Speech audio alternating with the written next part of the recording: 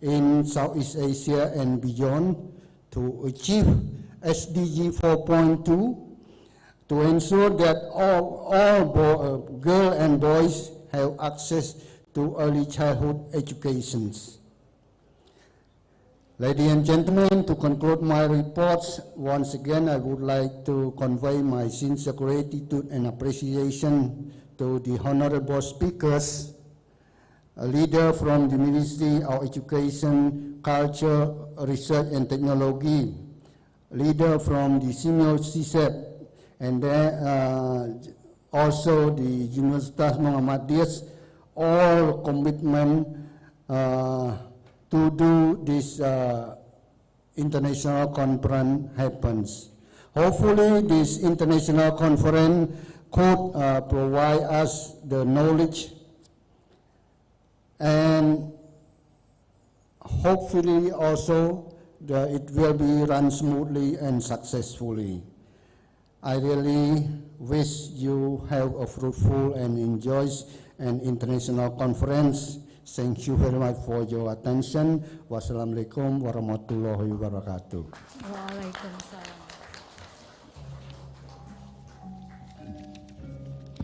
Thank you, Mr. Itfuti MSCMA, for the report. Terima kasih, Bapak.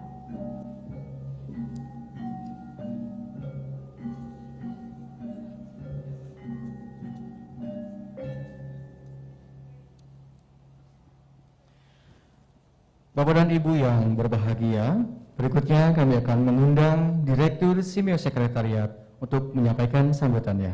Yang kami hormati, Dr. Ethel Agnes P. Valenzuela, disilakan. Distinguished guests, ladies and gentlemen, we are now going to invite Director of Simeo Secretariat, Dr. Ethel Agnes P. Valenzuela, for the remarks. To Dr. Ethel Agnes P. Valenzuela, the floor is yours.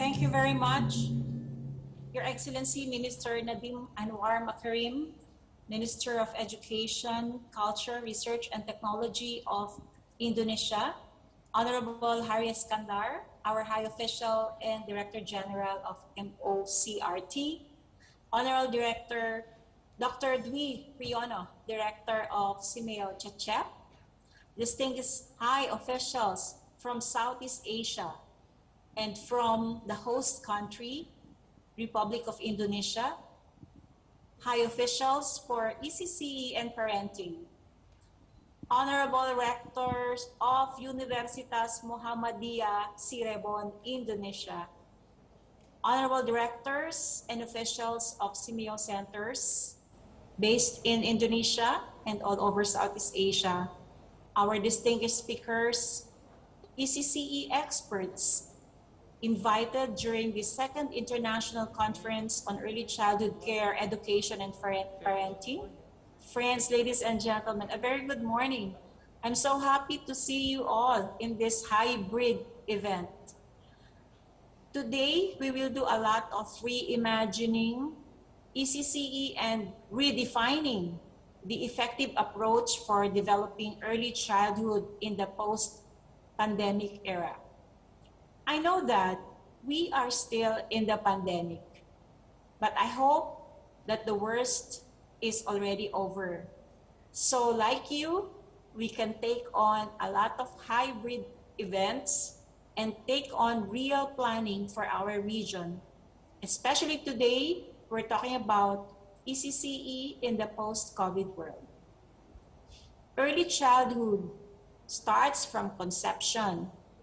But in the first 1,000 days of the life of a child, 90% of brain development will take place. And at this crucial time, our young children need nurturing care, good health, adequate nutrition, responsive caregiving, and our parents who are providing early learning, stimulation, physical, emotional security, and safety. This morning, I was thinking about the children who were born during the pandemic, the last 20 months. Perhaps they see the world differently. Children who were born in the pandemic will see the whole family inside the house, elder kids studying at home, and health and sanitation protocols observed. Children have different ways of seeing things. But the COVID-19 era threatened this precious opportunity in early childhood to develop healthy brains and, of course, the disruptions.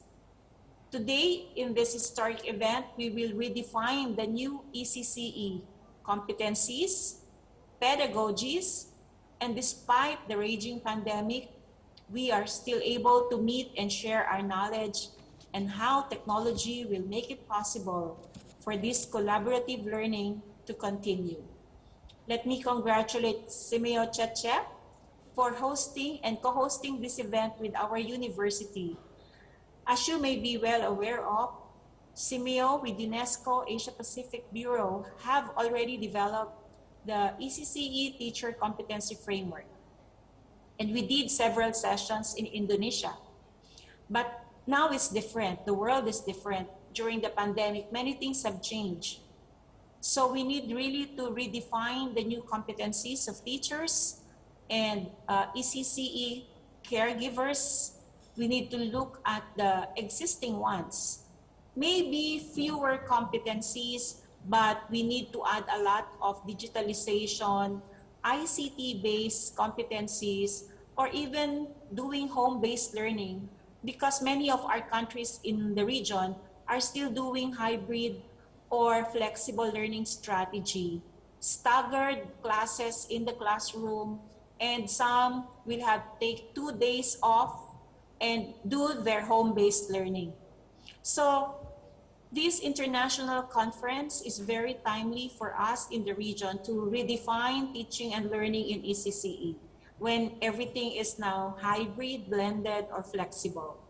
Teachers and learners were able to shift to the flexible strategy during the pandemic. And many of them, many teachers have already gained competencies on managing online and distance learning. And some were able to manage supplemental learning by radio, TV, or even using all the modules.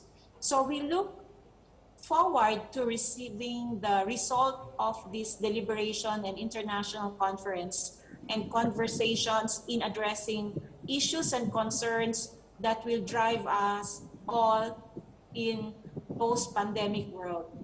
So the critical gaps, the learning losses must be seriously discussed and undertaken. And of course, let me just tell you that Indonesia is one of the pioneers for doing contextualized or decentralized approach to learning. Your provinces, different municipalities are responsible for deciding on flexible learning modality. It's very good. So let us look forward to moving together. And I think this conference will come up with recommendations for us to improve on the new competencies of teachers in ECCE and parenting strategies. Thank you very much, and may everyone have a productive day and a day full of learning and insights. Congratulations, Simeo, Cesep, and our host university. Thank you very much. Thank you, Dr. Thank you, Ethel Dr. Agnes Ethel. Valenzuela, for the remarks. Yes.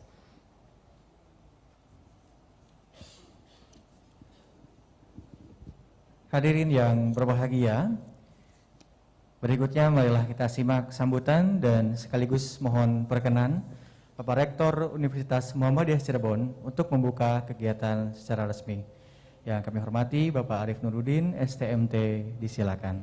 Distinguished guests, ladies and gentlemen, now we invite the Rector of Universitas Muhammadiyah Cirebon for the opening speech, at the end of which we would like to kindly request the Rector to officially declare the Second International Conference on Early Childhood Care, Education, and Parenting. Bismillahirrahmanirrahim. Assalamualaikum warahmatullahi wabarakatuh. Asyhadu an la ilaha illallah wa asyhadu anna Muhammadan abduhu wa rasuluh. Allahumma sholli ala Muhammad wa ala alihi wa ashabihi ajma'in. Honorable guests, ladies and gentlemen, I am thoroughly pleased to witness you all here in the international conference held through the collaboration between CISEP and PKKM Task Force Team of Early Childhood Education Department of Universitas Muhammadiyah Cirebon. It is my privilege to address you all.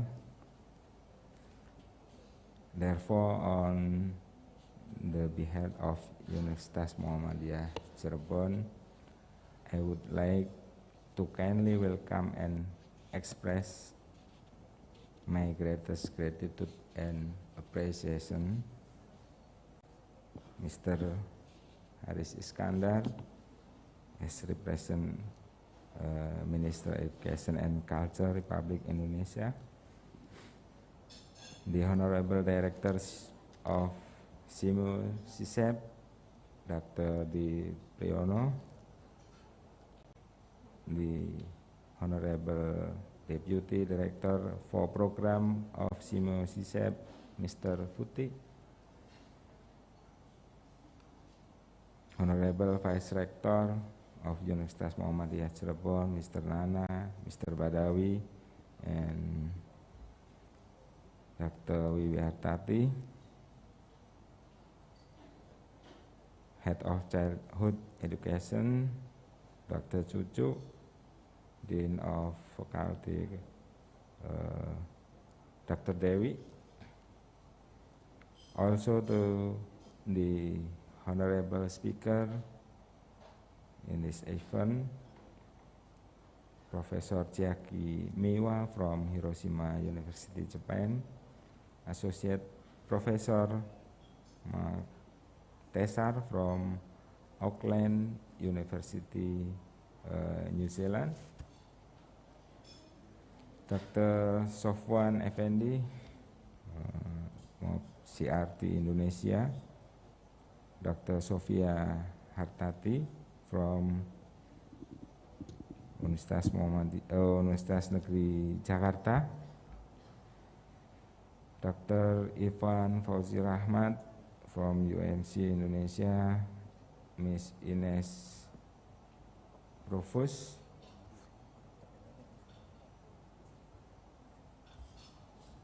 from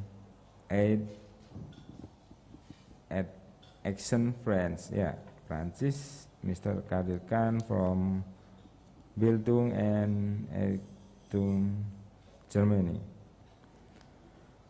Also to the respectable chairman of PKKM, Mr. Andi Ali Kisai, and last but not least to participants in this international conference.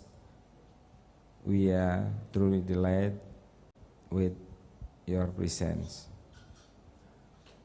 Honorable guests, ladies and gentlemen, we all have gathered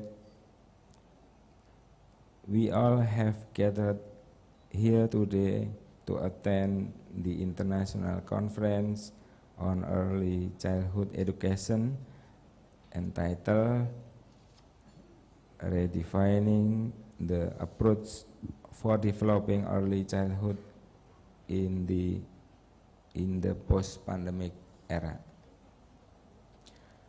Through this conference, it is my expectation that we are all, as education, as researchers, are able to achieve great height in producing high quality of early childhood education program. Also, I hope that the research presented in this conference, it could have a beneficial impact on the implementation of teaching and learning process of early childhood student, dengan konsentrasi tema yang terkini, yang mutakhir. Insya Allah akan ada banyak terobosan baru dalam penelitian dalam lingkup anak usia dini yang dihasilkan dari konferensi internasional ini. Selain itu juga saya berharap dengan kegiatan ini menjadi langkah awal yang baik terbentuknya kolaborasi, jejaring kerjasama, dan banyak lagi yang lebih baik di tingkat nasional dan internasional, khususnya kerjasama yang berkelanjutan dengan Simeo CSEP. Distinguished guys, ladies and gentlemen, closing to the speech, I hope everyone is well aware of the critical theme concerning in the International Conference of Early Childhood Education, and again it is privilege to having you all. Looking forward to many more such research-based and education from forum, engaging more people and on a greater level. Dan sebagai penutup, maka dengan ini kegiatan International Conference of Early Childhood Education dengan judul Redefining the Post-Pandemic Era di tahun 2021 secara resmi dibuka. Baik. Mohon perkenan Bapak Rektor untuk dapat menabuh gendang sebagai penanda diresmikannya kegiatan The Second ICCEP.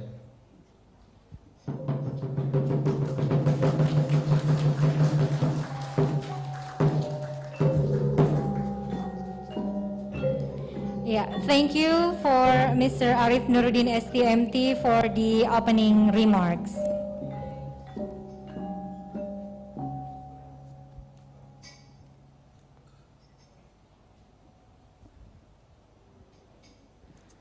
Baik, Bapak dan Ibu yang berbahagia, sebelum kita masuk ke acara selanjutnya, akan ada satu persembahan spesial yang sudah disiapkan oleh teman-teman mahasiswa dari Universitas Muhammadiyah Cirebon dengan persembahan tari topeng. Betul sekali. Now please joining us welcoming topeng dance by Fafu Yuliana and Desti Nurfitriani from the students of Muhammadiyah Cirebon. Please give a big applause for them.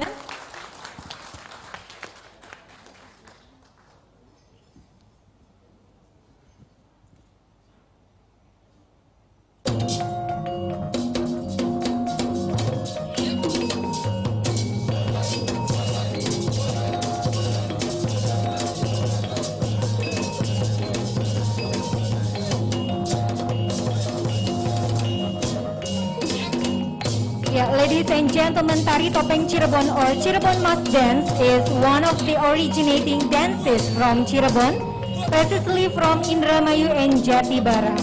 Derived from its name, this dance is using mask by the dancer on its move. Baik, hadirin yang berbahagia, ini merupakan tari topeng khas dari Cirebon yang berasal lebih tepatnya dari Indramayu dan Jatibara. In science, Tari Topeng is having some types and moves, and it has been developed in case of move and the story. In some of the show, Tari Topeng can be performed by soloists, or it can be also presented by groups. Tari topeng memiliki ciri khas dengan gerakan dan juga tarian tersendiri, dan tari topeng ini dapat ditampilkan baik secara solo ataupun secara grup. There are 5 topeng dance from Cirebon: Panji, Samba, Rumyang, Tumenggung, and Kelana. And each must represent different meaning. And here is topeng Kelana. Oh, baik. Jadi ada 5 jenis tari topeng, Bapak dan Ibu hadirin berbahagia. Ada panji, samba, rumyang, tumenggung, dan kelana. Kemudian setiap topeng ini merepresentasikan arti yang berbeda, dan yang saat ini Bapak dan Ibu saksikan adalah tari topeng kelana.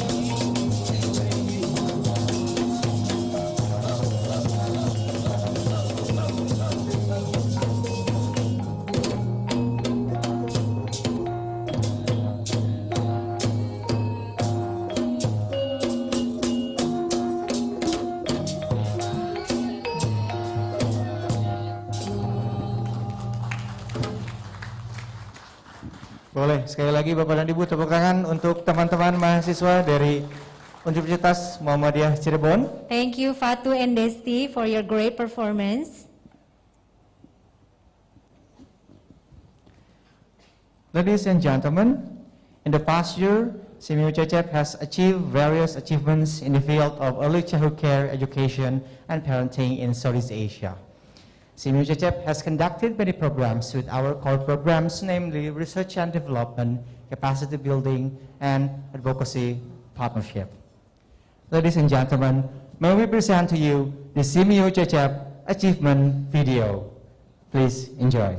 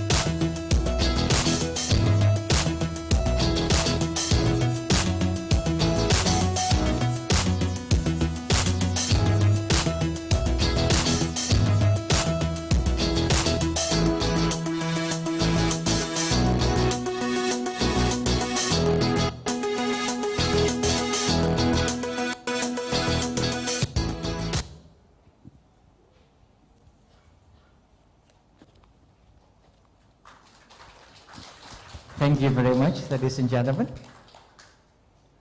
Bapak dan Ibu yang berbahagia, selanjutnya marilah kita simak sambutan kunci yang akan disampaikan oleh yang terhormat Bapak Haris Iskandar, PhD. Distinguished guests, all participants, ladies and gentlemen, we are now going to invite our keynote speaker from the ECC Directorate Ministry of Education, Culture, Research and Technology, representing Mr. Minister, the Honorable Bapak Insinyur Haris Iskandar, PhD.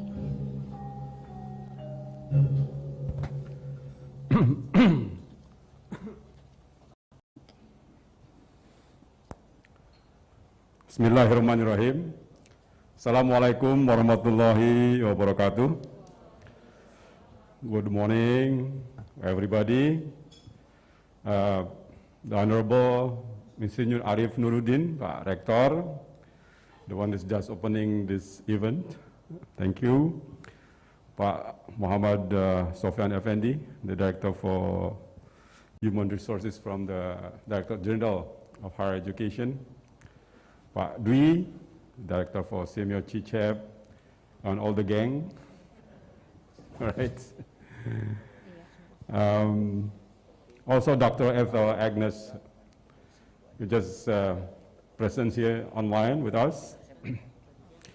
All board of directors of CMO Center, and all speakers and resource persons that present here, both online also offline. This is a hybrid combination. There are many support from all over the world here for the CMO Chechep. Yeah. Congratulations. Yeah. I'm here to represent the Ministry of Education. I'm talking about the safe opening of schools in Indonesia. What we learn, probably we can share with each other during the pandemic and also the post-pandemic. We are still in the pandemic, for God's sake. Yeah? We don't know yet. A lot of people now are predicting for the third waves, yeah? On December, and we're still going to work some. Here we are in a very good stage right now,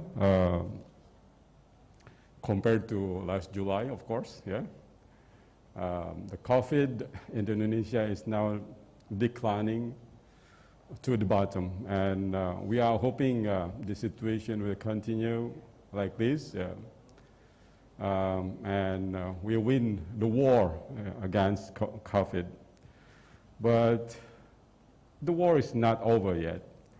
There's a new mutant on the new variant. It's already coming, yeah, in Europe and UK, and also 2 students from in Malaysia is already infected, yeah, last 2 weeks. We are hoping it's not coming to Indonesia, so we keep our border closed. But in the same time, also we're opening our country to visitors with very strict rules. Yeah. And to children, yeah, as you see in our graphic here, it's following the overall patterns. Yeah? When the overall population also get infected, children also get infected. Yeah? When now also declining, also the same thing for children 0-8. And the number is about 1 or 12%, or well, yeah, 1/8. Yeah. So we look at the statistic. Yeah, 1 of 8 or 12 or 3% of our children also got infected during the pandemic. And the dynamic also the same thing. Yeah.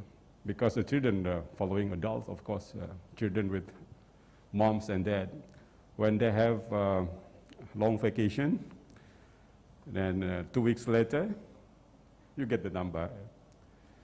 And always like that, yeah, the following. That's why the only, probably the most effective strategy for COVID is how we handle effectively the long vacation here. Yeah. We are looking now December, next December, end of December, that is worrisome, yeah? Because there's a Christmas, there's a New Year, that's a long vacation. And we don't want that to happen like before December 2020. And we have increasing infectious disease here in January. So probably UMC also can make some sort of a program in the end of December just to avoid that long vacation. Yeah? Inshallah, the ministry also would like to give some kind of circular letter to all schools and universities to give attention, yeah, to this weakness or point for us. Yeah? When usually we have a long vacation and then we have a new kind of record number. And in children, compared to adult, it's more kind of strong. Yeah? That's why it's 99%, 99.4%. Yeah, all confirmed cases in children got recovered. So in terms of the death, it's very low. Yeah? So actually, don't worry. Yeah? Like French government, even last year, since May, June, they open again their school. When March closed, April closed, but May, June, they open again, from kindergarten to senior high school. Yeah. Yeah. Because look at in the number of victim infection, yeah, the COVID is not really attacking young generation at a young age. Yeah. But now with the new COVID variants, we have to be aware that they're also attacking children under age 18. Yeah? So I think we still have to be conservative, yeah, in terms of this. Now, all responses, if you take a look in the UNESCO website, they're monitoring about school closures around the world. Next, yeah.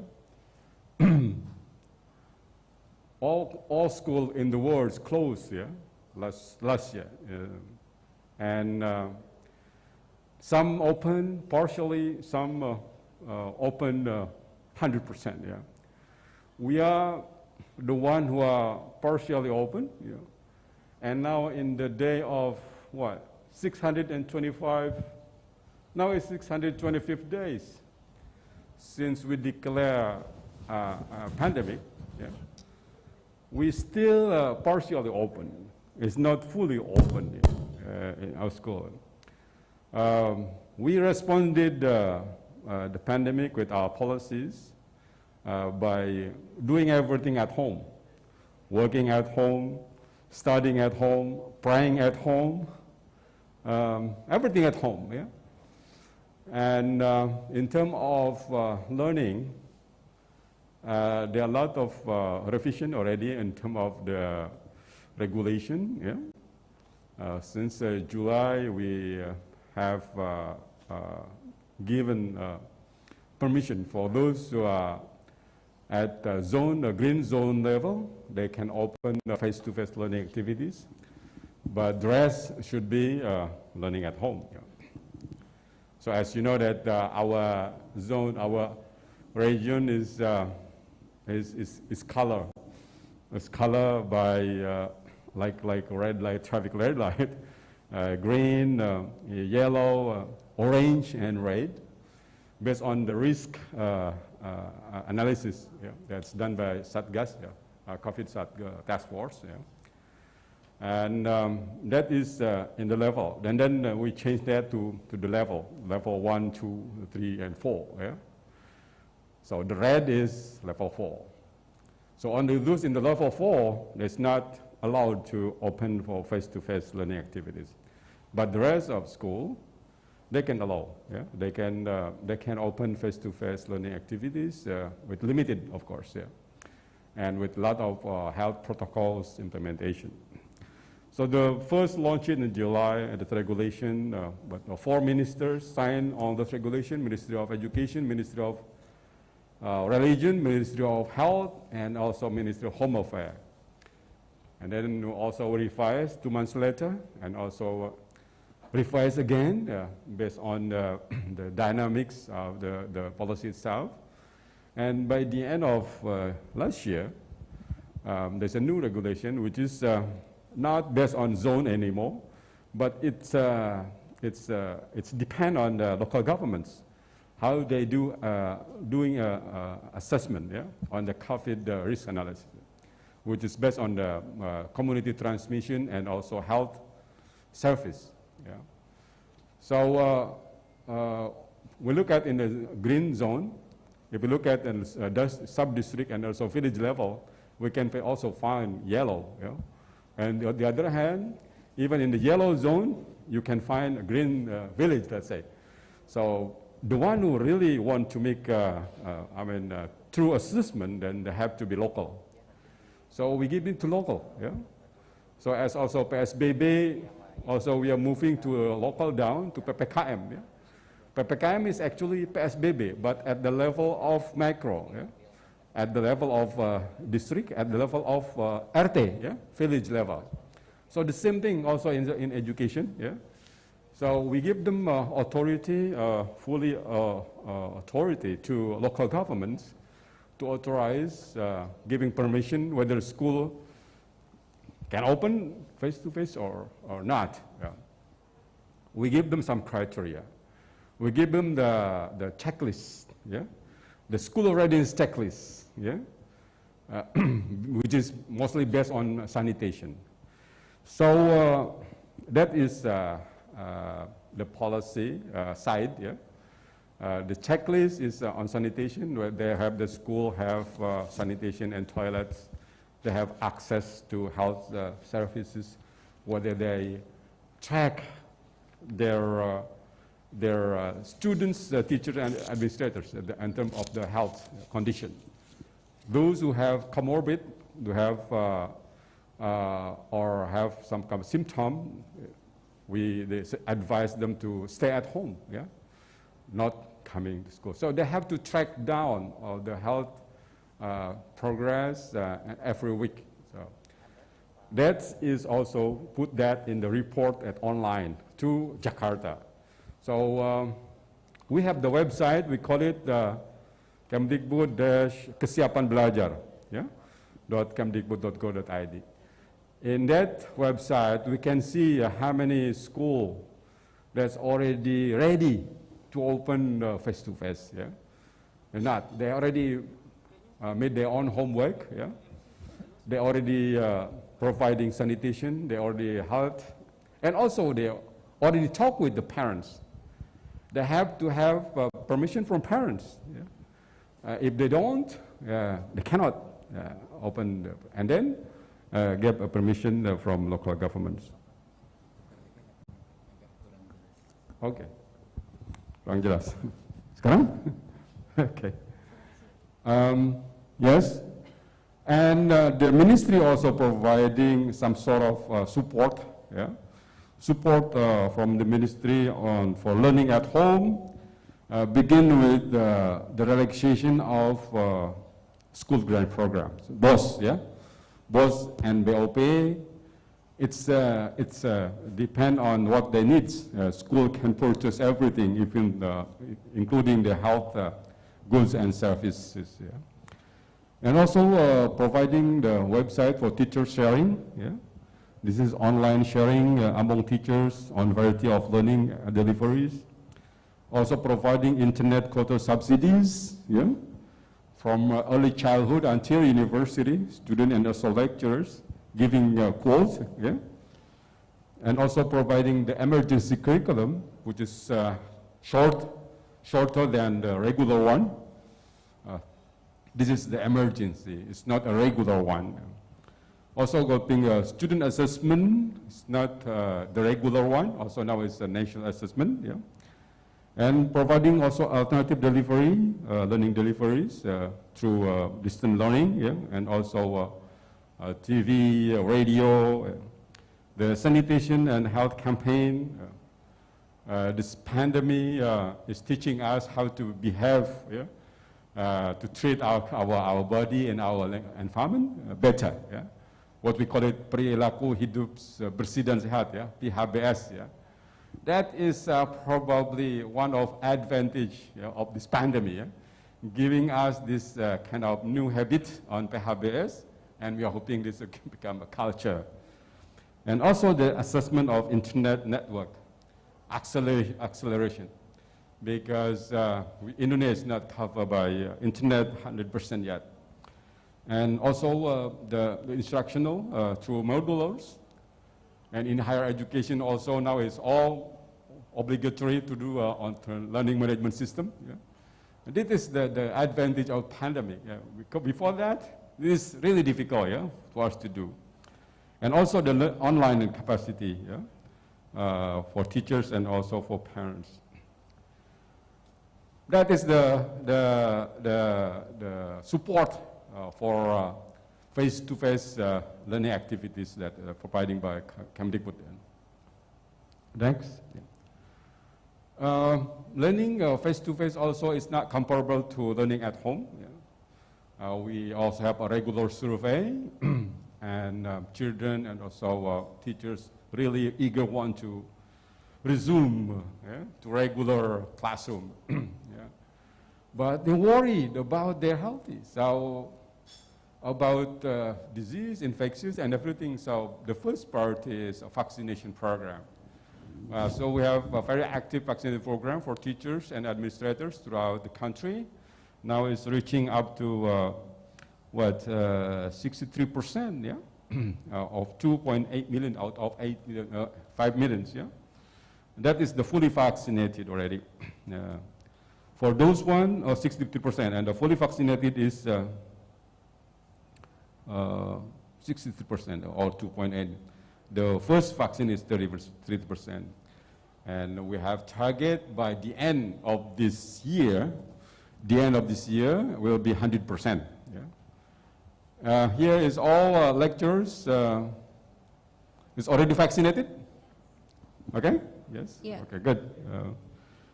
And we also starting to vaccinate our children for 12 years and old. Yeah. Because it also has already some kind of emergency authority from BPOM to do vaccination. And up to now is reaching up to 40%, 47%. Yeah?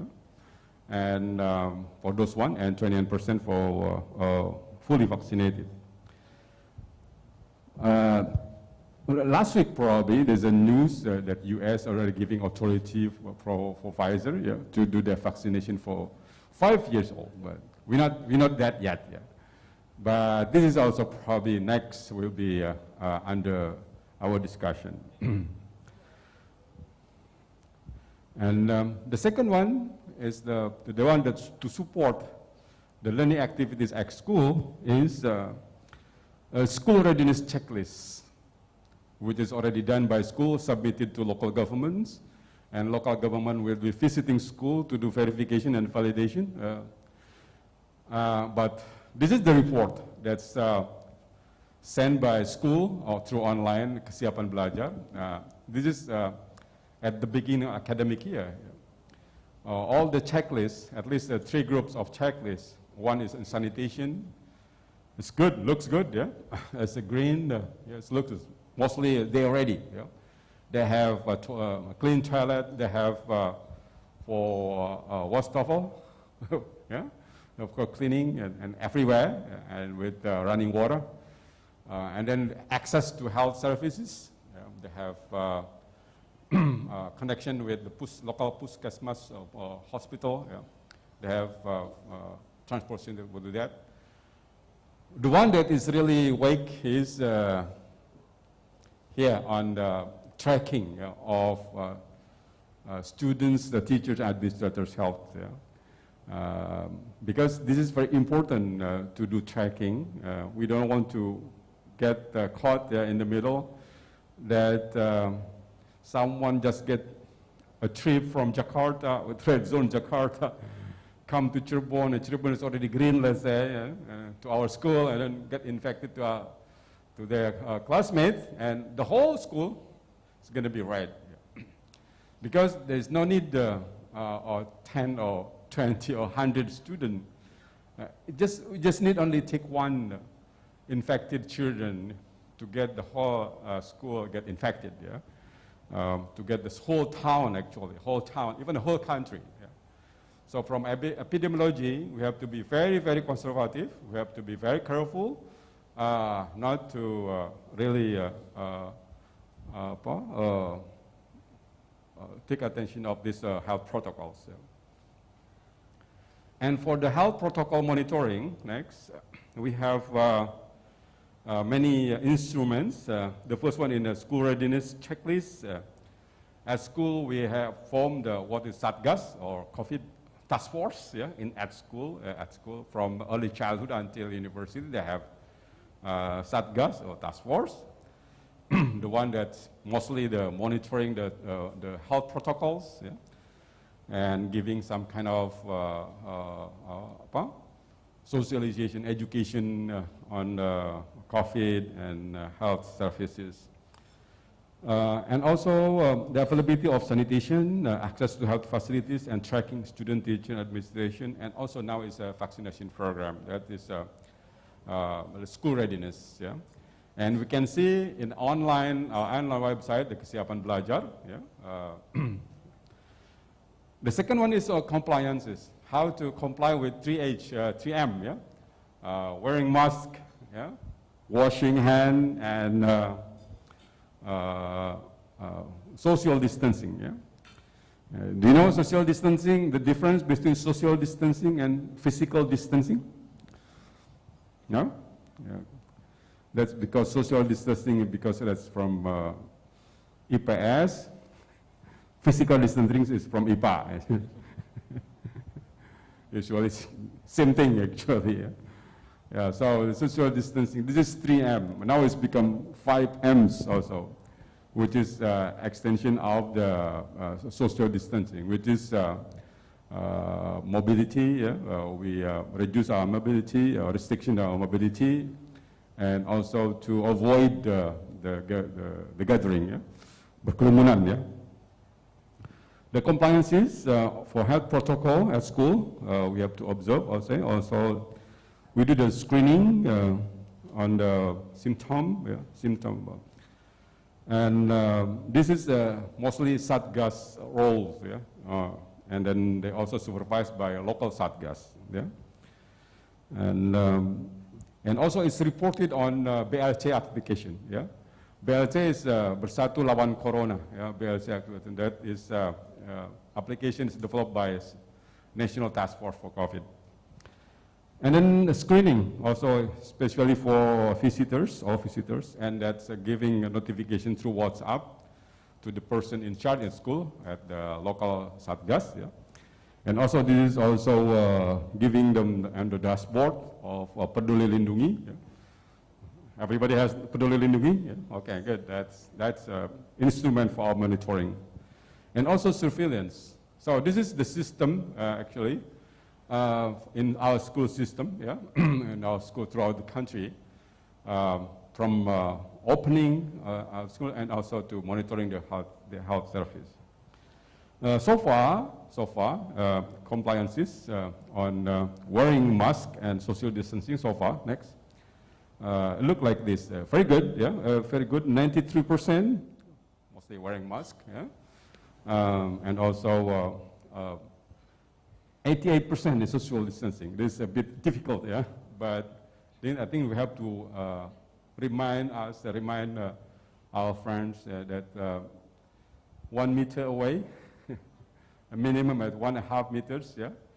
This is also social distancing somehow, yeah. And at school, I think we have to do that. That's in our ministerial decree. Yeah. The third one is also, this is the fact, is most of our school is located at low risk COVID level. Yeah? So it is by September, October last year, last month. Yeah? September is a new academic year, and I took a look, and it's 95% of schools are located at the level 1, 2, and 3. Yeah? They, by definition, they allow to open learning, face-to-face learning activities. Yeah? From early childhood until university, actually. But the fact, yeah, if they take a look in our website next, yeah, it's only 60%. Yeah, yeah, it's only 60%.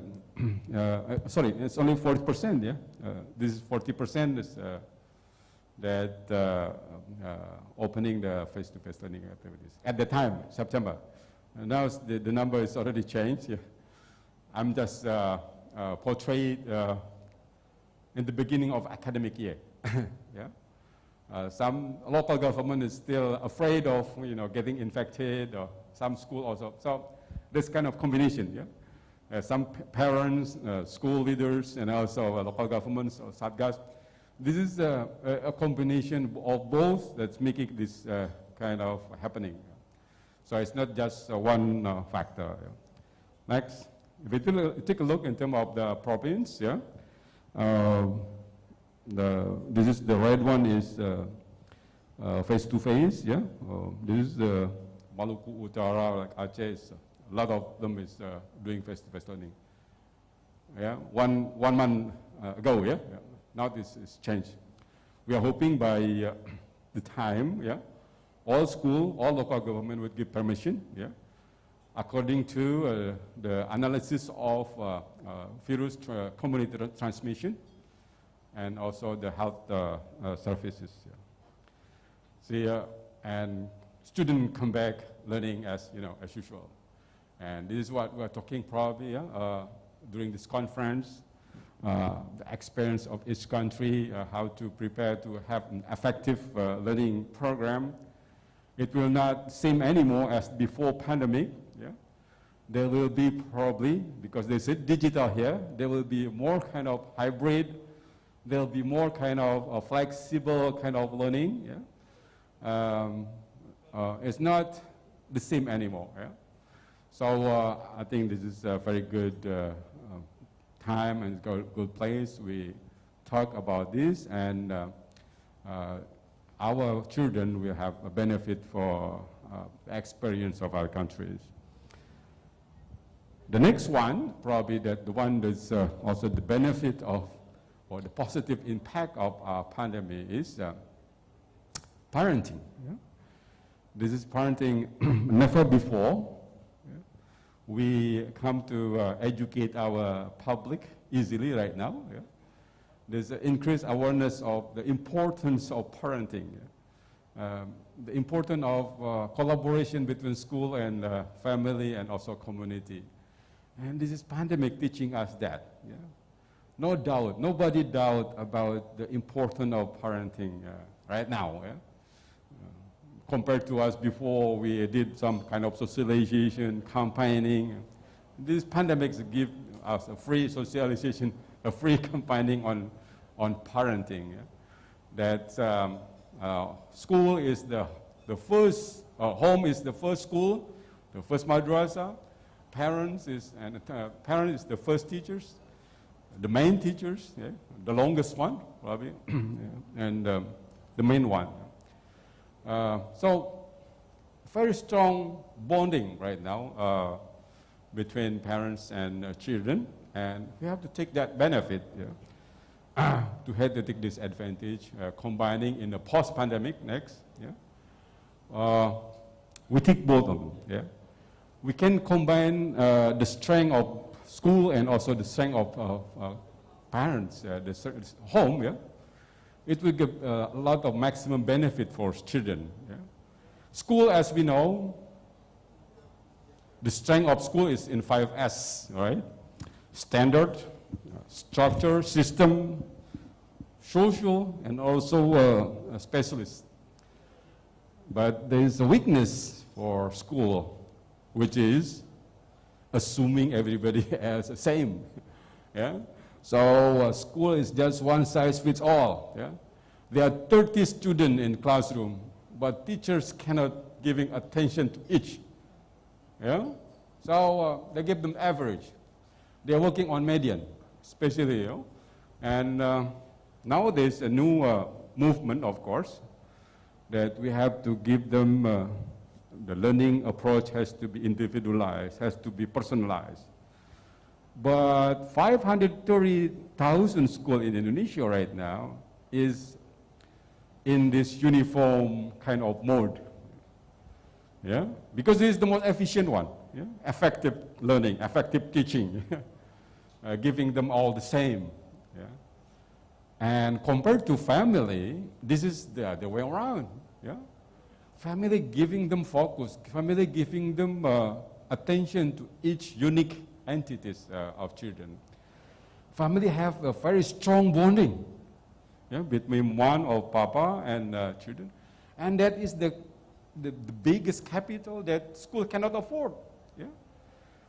Most of the time the teachers spend on their time and everything is just to get good relation with children, yeah? To make and to build relation. Once they have relation, they can teach better. Yeah? That's why in the first thing is the most expensive one is to build out relationship. And in terms of the family, that's already there, you know. In parenting, it's already there. So that is the strong one, yeah. And we have to harvest this one, take advantage, combining the strength of family and school, yeah, making some good mix for the benefit of students. The focus, yeah, family is focused, yeah, and also flexible. There's no hours for learning, whatever it is, yeah. Whatever student want, whatever kids want. So mom will provide. And also freedom. Yeah? There's a lot of freedom that's not given in school. Yeah? So this also school has to learn about the family setting. Yeah?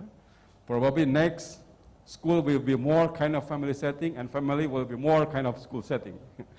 So this kind of combination will be probably the post-pandemic era, yeah, maybe. And also family teaching faith, that school not, probably. Yeah. Faith in terms of the very important one, but in school probably just a lesson, yeah. But in family it's a comprehensive one. The only lacking of the family is in terms of the pedagogic. The competency of parents, of course, parents is not really prepared for being a teachers, right? This is this weakness we can fill in actually.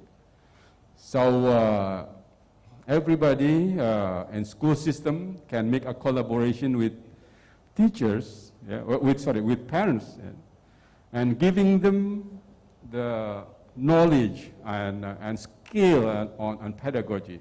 That will be perfect, yeah. Without undermining the parents, of course, yeah, because they have their own self-respect. We don't teach them. We're just sharing with them. Yeah. That's what we do. So next, we have sharing session. Yeah. In the ministry, we have, during the pandemic, we have the webinar, Rumahku, Sekolahku. This is a sharing session between parents, by parents, two parents. Yeah. It looks very important giving advantage to them, especially because look at in the term of the participation. Yeah. Every time we have this webinar, there are a lot of active participation from parents all over the world. Yeah, all over Indonesia. All over Indonesia. We had that, and we are pushing toward a more kind of webinar. Also, probably the senior chief also will be giving them as, I don't know, that's what in the video said, also doing the same thing. Yeah. So will be more kind of webinar, parents webinar. They'll be very good. So next, probably the last one, this one.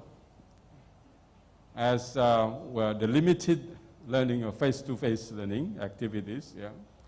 We are hoping all schools throughout the country, more than 530,000 schools, formal and non-formal, will open up the limited learning activities face-to-face, yeah. Because what they want, because that what students want, and also most of teachers want. Because that also most parents want. Yeah? So based on our survey, that's what everybody wants. Yeah? And hoping that we open it with care, of course. And remember, 625 days they lost their learning activities. Yeah? Experts say this is a learning loss, and with also toward the loss of generation. Yeah. There are a lot of analysis by the World Bank, by Innovasi, and other researchers doing how many learning lost. Yeah, that's already done.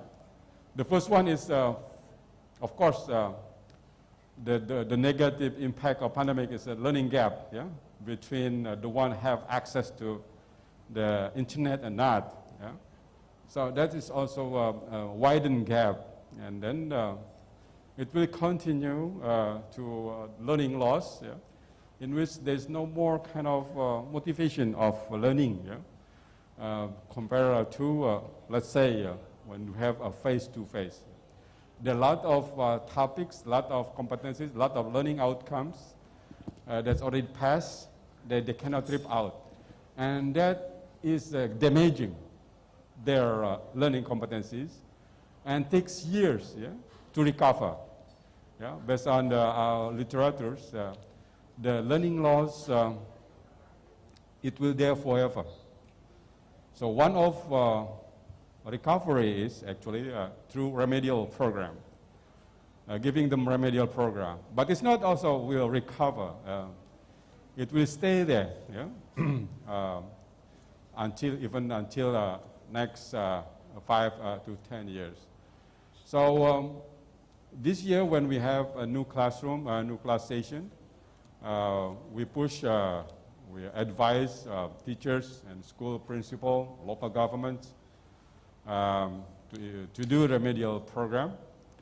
First, diagnose what is lacking in terms of student outcomes, yeah, on the development aspects of students, right? Children, yeah. What is lacking, and then we identify what kind of learning outcomes or competencies that's really foundational, what is really essential. Not all, of course, yeah. And then after that, then define the remedial program, yeah.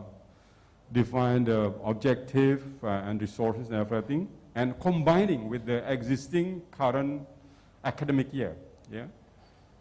So this mixed thing is really depend on the teachers, depend on the educators who are sitting in, standing in front of class, right?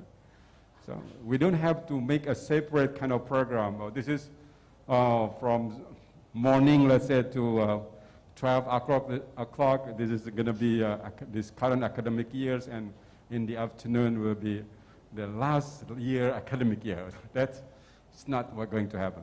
What we can do is just to mix them together, yeah, to make them become a very nice program, yeah, like a chef, right? In the kitchen, we mix and make this program is more attractive to students. We can assume that the learning academic year 2001, 2002, and 2020, 2000 as one kind of unit, 2 years unit, yeah? We can assume that, yeah? 2002 and 2021, these 2 years become one kind of academic year with the learning outcome target we define. So, and then allocate some time, enough time for students. Of course, if we give them all and everything become, you know, surprise, and the student will be probably burned out easily. Yeah. Give enough time. And then also the most important is giving them kind of capacity building for teachers. Teachers in terms of pedagogy and in terms of digital skill. Especially, I have my boy is at university, all right? And every day he just complaining because the Pak Dosen is only giving assignment and assignment. It's not attractive. Yeah? It's not really. It's not creative. Yeah? There's no creativity. Yeah? Compared to my grandchildren, which is in early childhood. Yeah? I have two grandchildren. Yeah? And every week the Bunda. Yeah? Giving them learning kits, which is different, which is variation, you know. A lot of variation in terms of the learning kit I watch. You know. Sometimes giving them building some sort of bridge, and then next time they're making them puppets and everything. Interesting. Yeah?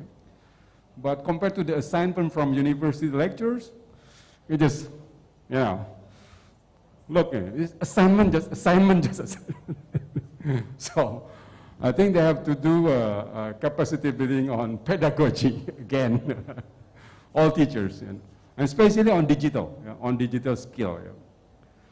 And the second one, which is also, this is this pandemic probably giving us realization that, look, our curriculum is probably too fat. There's a lot of things that is not really important for our children in the future. Yeah? As we know that every program, every policy, all giving them something to our curriculum. Yeah? When we have drugs, the drug agency giving, this is the new curriculum for our children, so to avoid the next generation. Okay. When the government had on the Pancasila and giving them, this is the concept for teaching students from primary school to university on the importance of Pancasila ideology, let's say. And then there's the danger of terrorism and radicalism, and they come modules giving them, oh, this is very important to avoid the next generation become terrorists. And then it's, when they have a corruption, and there's the director for pencegahan, yeah, giving them some module for us. So that's kind of thing, yeah. Our curriculum is, over time, it's become bigger and bigger, getting fatter and fatter, and probably now is the first time probably this pandemic will probably take a look again our curriculum, whether this is important for our students for the future. Just take a look, which one is the most essential, which one is most foundation. This is the time to do reorientation of learning. Yeah? So we call it because reorientation of learning. That learning now should be based on individual needs, yeah? Teaching at the right level. So, or personalized learning. So it's not the universal or averaging, uniform. Yeah? Uniformity, we have to leave it that alone. So if we have the 30 students in classroom, then we have 30 curriculums running in the same time. That is the era now. Yeah? That is the era now that is individual kind of curriculum. If we have here 100 people, then it's going to be 100 needs for learning. It's not the same.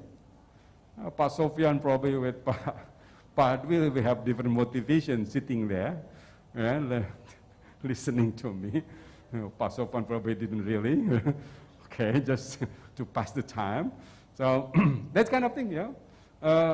That is what is the trend now in our educational world community. How to personalize learning based on the right level and also their potential. So relevant to their life, their environment, also for the future. And also again for the reorientation, we have to increase the capacity of our teachers in pedagogy and literacy. So we call it build back better. So this, if there is some kind of what President Obama said there, build back better. So this is my hope, my expectation for our community, education community. This is the time, our opportunity to revise our road ahead, to build our education back better, even better than before the pandemic. Okay, last one is lesson learned. So lesson learned, probably, ladies and gentlemen, what we going through in Indonesia, from the lesson from the since March 2020 and until now. We are now partially open our school.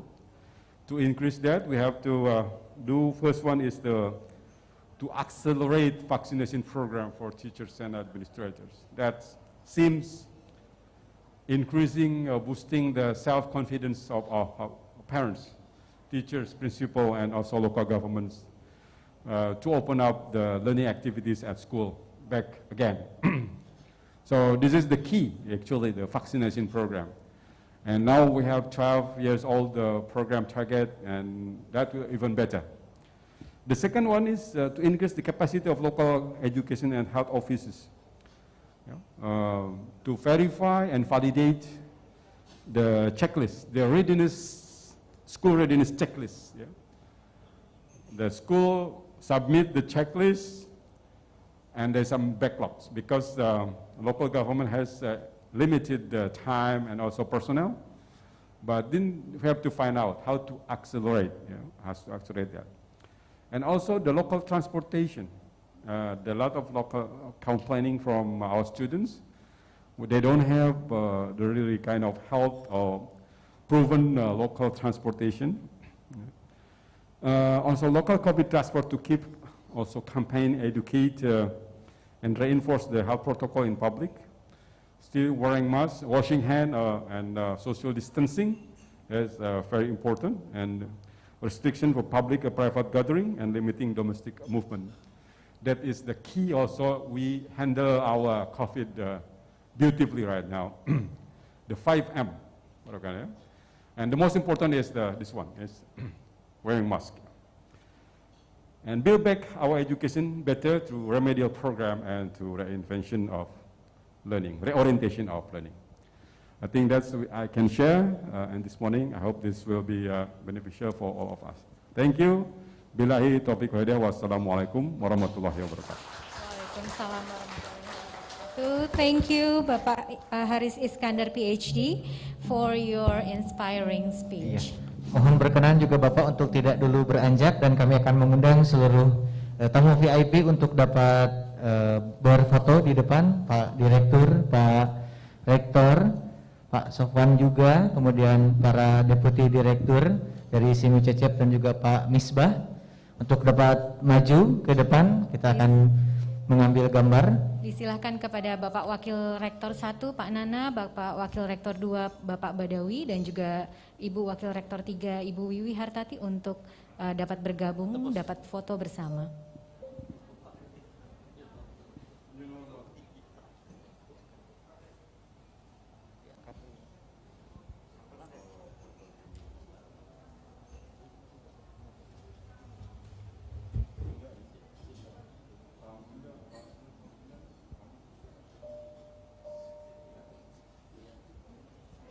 Iya, silakan gayanya Bapak.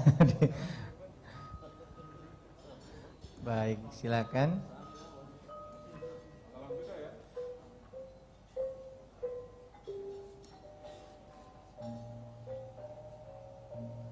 Ya, mohon ditahan dulu Bapak, ini banyak sekali nampaknya kamera yang mengambil gambar. Silakan diatur satu persatu.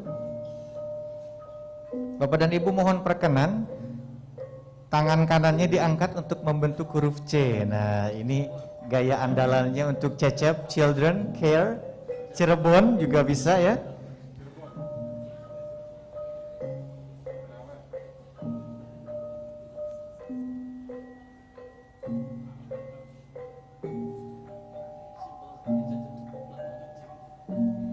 Baik, sudah Bapak dan Ibu, alhamdulillah sudah. Bapak dan Ibu silakan untuk dapat kembali ke tempat duduknya masing-masing, dan mungkin Bapak dan Ibu, teman-teman yang ada operator Zoom juga dapat membantu untuk nanti mengambil gambar untuk peserta juga yang hadir di dalam Zoom meeting. Silakan untuk juga dapat menyalakan kameranya. Terima kasih Bapak. Yes. For all the speakers on Zoom and also for all the participants, we would like to take pictures.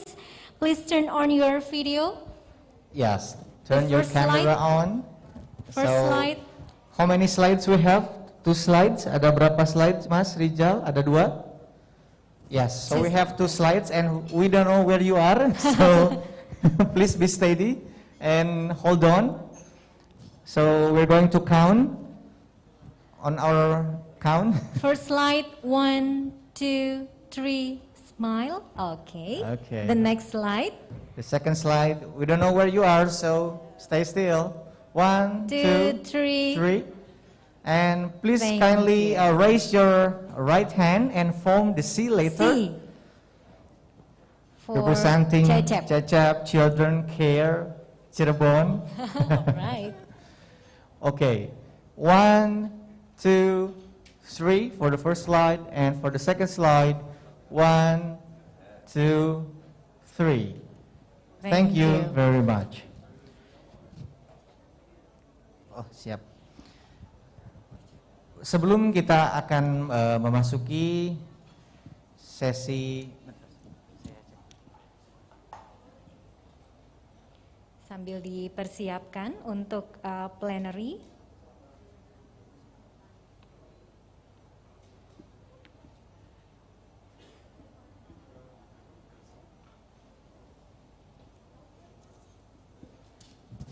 Baik,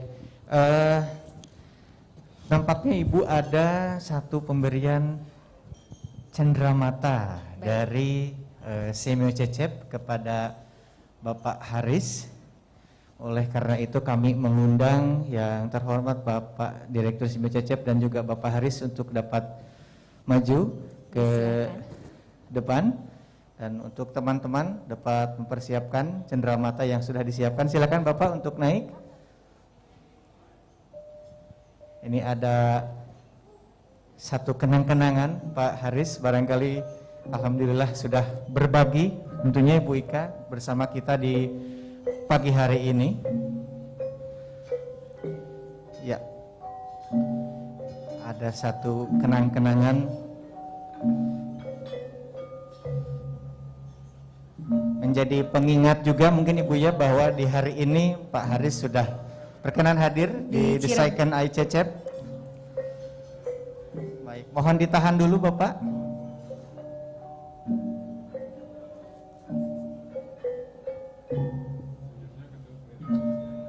Iya, senyumnya tertutup tetapi tidak apa-apa.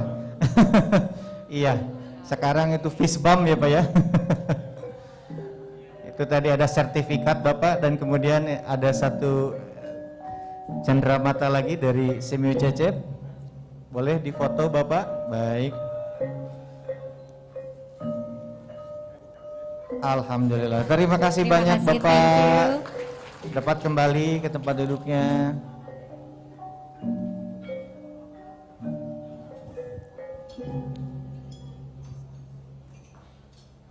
Baik. As we see earlier on screen in the Zoom meeting that our speakers from for the plenary session 1, I think have already in the Zoom meeting, so we would like to welcome Associate Professor Marek Desar. A very good morning, Marek. From Auckland University, New Selamat Zealand. pagi, everyone. Yes, selamat pagi. How are you, Marek?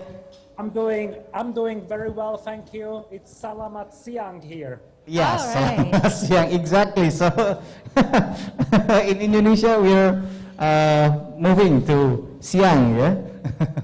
I apologize, my Indonesian is very rusty. I haven't been. No, it's very good. It's very good. Thank you very much, Associate Professor Marek Desar, and we also would like to greet Professor Chiaki Miwa from Hiroshima University, Japan. Hello. Hello from Hiroshima, Japan.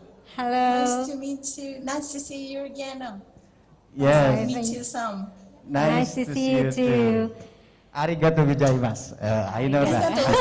I know that. Sorry that I don't speak any Indonesian No, language. it's okay. It's I okay. should learn from now. It's not a compulsory thing. It's okay. So, Ibu Ika, in this first session, so we have a moderator Yeah. who will lead the session. Yeah. So the session will be led by the moderator, Ibu Dr. Alice Rosdiawati, MPD. Ibu Dr. Alice Rosdiawati, MPD, please, the floor is yours. Baik. And as for another information, Bu Ika, as we, please, Dr. Alice to proceed to the stage. Yes, as a matter of for your information as well, for those who join in Zoom meeting, you may access the interpretation feature in the Zoom meeting, so you can access some interpreting From bahasa to yes. English or English to bahasa Indonesia, just click the interpretation. Yeah, so should you need further interpretation for the session, kindly use the feature that we have provided in the Zoom meeting. Thank you very much. So, Please, Ibu. well, the floor is yours. All right, thank you, Pak Jeffrey and Ibu Ika, our beautiful MC. Let's give a big round of applause for them.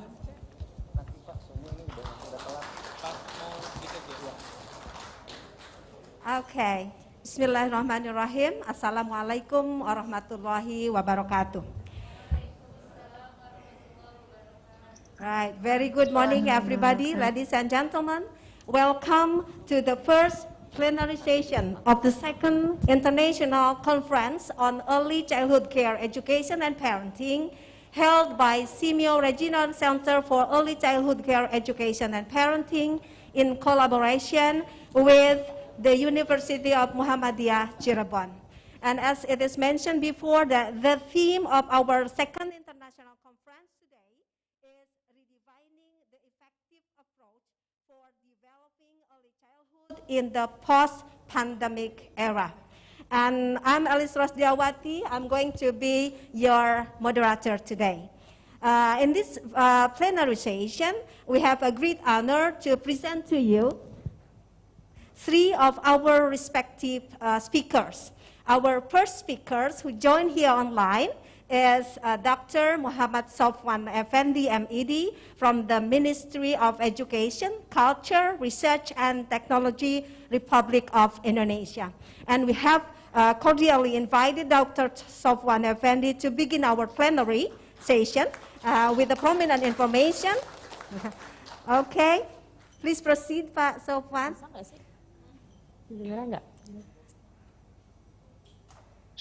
Yeah. How are you, Pak Sofwan? Thank you very much for spending your valuable time in our international conference here. Yeah. Ladies and gentlemen, actually we have cordially invited Dr. Sofwan to begin our plenary session with the prominent information related to the policy in higher education to address the issue of preparing human resource, including those for ECCE and parenting. Before Pak Sofwan begin the presentation, allow me to read for you his brief curriculum vitae. Okay. Wait. Actually, we have got. I would like to introduce our second. Speaker here, Associate Professor Marek Cesar, PhD from Auckland University, New Zealand. Okay, welcome, Marek. I'm happy to have you here again in this international conference. Thank you. And then the third speaker will be Professor Chiaki Miwa from Hiroshima University, Japan. Very good morning, Professor Miwa. Good afternoon. Good afternoon. Yeah, thank you. Yeah, right. Different time between Indonesia and Japan. Okay. Well, Pak Sofwan is joining here with us offline, while Marek and Professor Miwa is joining with us online. And we have got 90 minutes for this plenary session. So we are going to manage it 20 minutes for each speaker to present the presentation, and then the rest 15 minutes, we are going to have it for discussion session. So ladies and gentlemen, without further ado, I have an honor to invite for you our first speaker, Dr. Sofwan Effendi. Before you proceed to the presentation, allow me to read for the audience your curriculum vitae. As I said, Dr. Sofwan was born here in Cirebon, just in this town, on April the 3rd, 1964. And he completed his master education at Brock University, Canada. And he took his doctoral degree in Indonesia University of Education and graduated in 2014 with a cum laude predicate. His current position is as a Director of Resource at the Directorate General of Higher Education, the Ministry of Education, Culture, Research and Technology, Republic of Indonesia. Actually, there are so many things to talk about you here, Pak Sofwan. And in between his extraordinary business, he is a quiet, productive, book writer, and also the lecturer in postgraduate program at State University in Jakarta. And I would like to say that he has held several important positions, including Director of Research Facilitation and Rehabilitation at the Education Fund Management Institution, or we call it LPDP, and also the Director of Facility and Infrastructure, the Ministry of Education, Research and Technology. And Dr. Sofwan will share with us the very prominent information related to the policy in higher education in preparing excellent human research. So, Pak Sofwan, the floor is yours.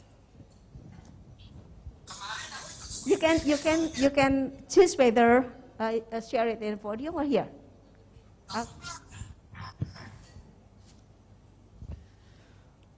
Thank you, Moderator Ibu Elis.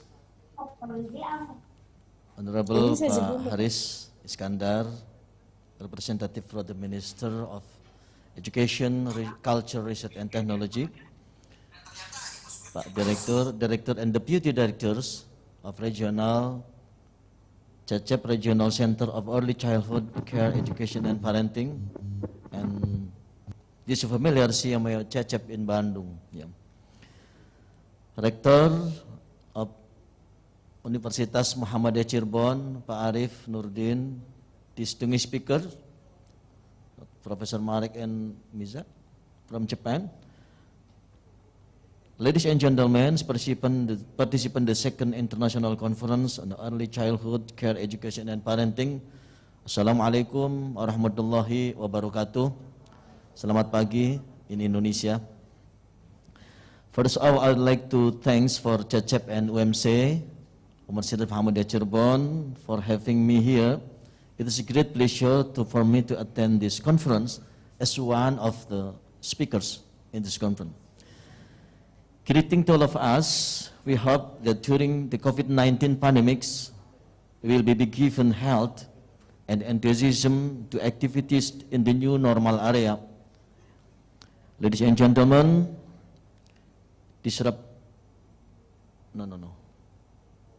disrupting technology brings with it massive impact on all sectors of our life, like Pak Haris said in that's presentation. We also face changes in our demographic and socio-economic profile. In addition, the pandemic COVID-19 creates a speedy transformation of our structure.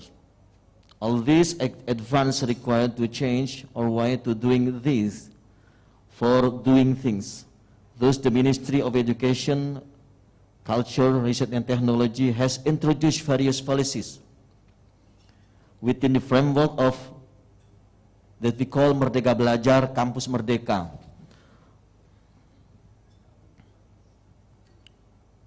To ensure that learning process are not discontinued by the pandemic, and to enhance the link and match between industry and academia in the era of Industrial Revolution 4.0. In line with tagline in this conference, talking about the early childhood education, we cannot spread from the role of educational institutions that produce prospective educators at the higher education level, that are universities and all components that determine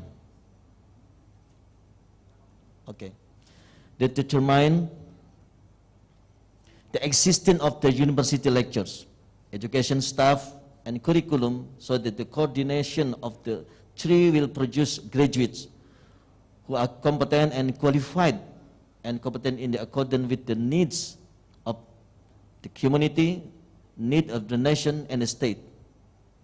Therefore, in this panel session, I will present the policy of Merdeka Belajar and Kampus Merdeka in the topic Independent Campus Toward Excellent Human Resources and Innovation.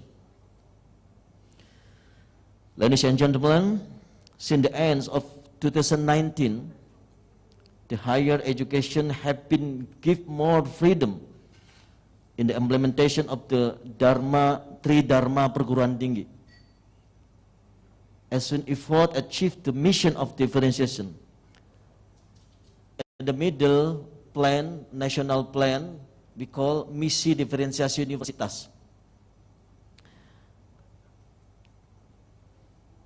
That's why university have the characteristic of identity excellence in the field of innovation. In the context of implementing of three Dharma perguruan tinggi, universities have three important roles. The first one, engine of sustained growth. The second one, nurturing creative and competitive human capital. And the third, as a backbone of innovation, or just we call innovation-driven economy.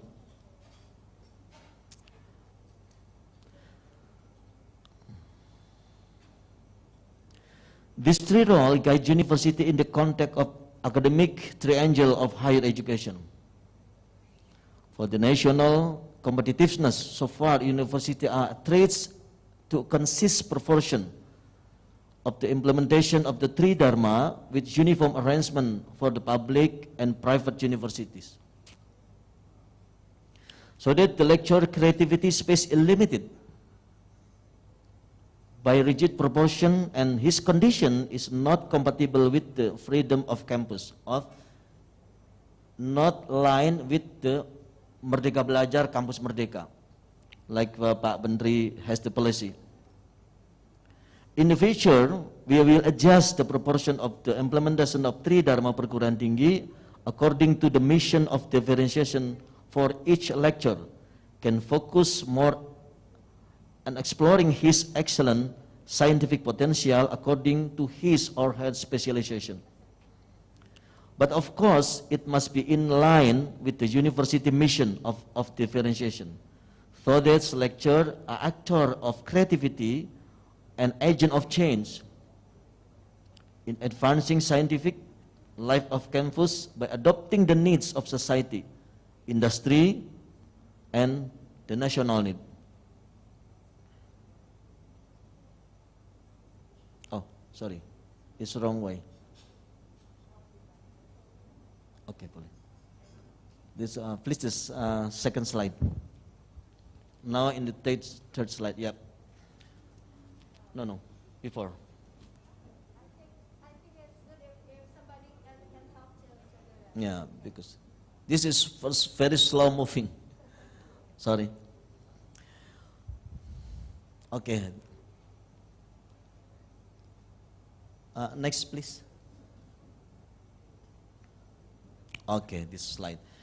One of the breakthrough to implement the Campus Merdeka policy is to give students the right to study according to their interests and career needs. Talking about student career, it must be interpreted during study and after graduation. Because the real challenge for a student is gaining knowledge is not on the campus.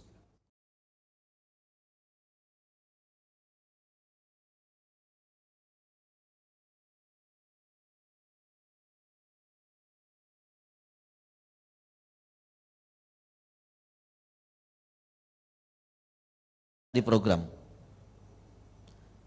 Even 2 semesters can take learning outside of the campus. Ministry of Education, Culture and Research and Technology has provided choice of alternative learning activities. Once again, substitute for learning in the form of 9 independent campus activity consists of like internship, rural project, teaching at school, student exchange, research, entrepreneurial activities or independent study or independent project, humanitarian project, and the last, state defense.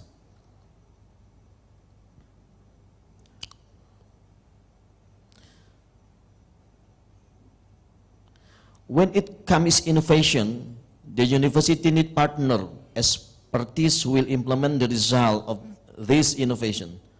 Therefore, good collaboration is needed between university and partner, for example, industry.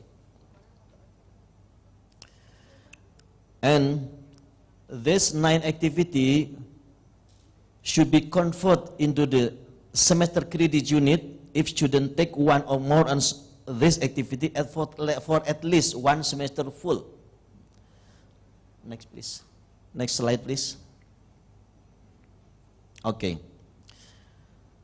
What is the role and contribution of university in advancing the Indonesian nation? Once again, the implementation of Tridharma perguruan tinggi must be interpreted as a serious effort to improve the quality and scientific insight of the academic community, especially students and lecturers. Through this Tridharma, pendidikan, penelitian, and pengabdian pada masyarakat, or learning, research, and community services, students and lecturers jointly build the Indonesian generation through the cultivation of knowledge and innovation.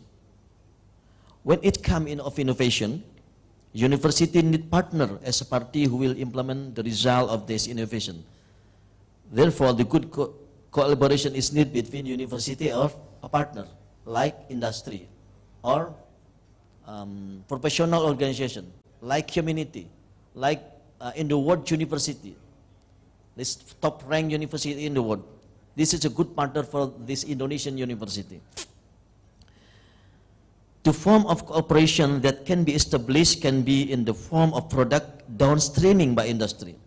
Production cooperation scheme between University of Industry by mean like spin-off company, a joint venture, or even build the business incubation on campus as an early stage to grow a startup company. Well, in that way, university will contribute to growing regional and even national economy, a growth according with their mission of the organization. And in the end, it will contribute to the welfare and the community, at least at the university environment, like Cirebon or West Java. This is could be improve the economy their region by contribute or profile or role of the university in collaboration between university and industry. This concept is what we want to build as the concrete form at higher education scientific innovation will be able to encourage people welfare. In other words, of innovation-driven economy. Next slide, please. Okay, now we expand our understanding of the role of the Tridharma, of the understanding of Tridharma perguruan tinggi of university and the concept of the academic triangle. Education or learning should be encouraged for knowledge dissemination. Activity and build ethic and culture cultivation, and strengthening learning can be supplemented by training and apprenticeship. Research is encouraged to produce knowledge creation and technology development. Of course, its logical consequences of high impact of learning. Now, the third dharma is community services and pengabdian pada masyarakat. It is directed and the entrepreneurship. This is the result of mutually reinforcing combination of learning and research. This third dharma is actually the sweet fruit of Tridharma, that is knowledge exploitation and encouraging the birth and wealth generation. So the harmonization of Tridharma and university must run in academically sustainable manner in order to create campus life that is academically nuanced, ethical, grounded in Indonesian culture, and give birth to the Pancasila generation. So Tridharma should create the generasi Pancasila or pelajar Pancasila or mahasiswa Pancasila. This is this nation word for the President Pak Jokowi and Mak Kiai Ma'ruf Amin. This is an important pillar of Merdeka Belajar Kampus Merdeka to prepare the golden generation in Indonesia Emas in 2045. So, ladies and gentlemen, I will skip the following 3 slides because this is key performance indicator are only for the state university. So, no enter the discussion and research scheme. No, so please.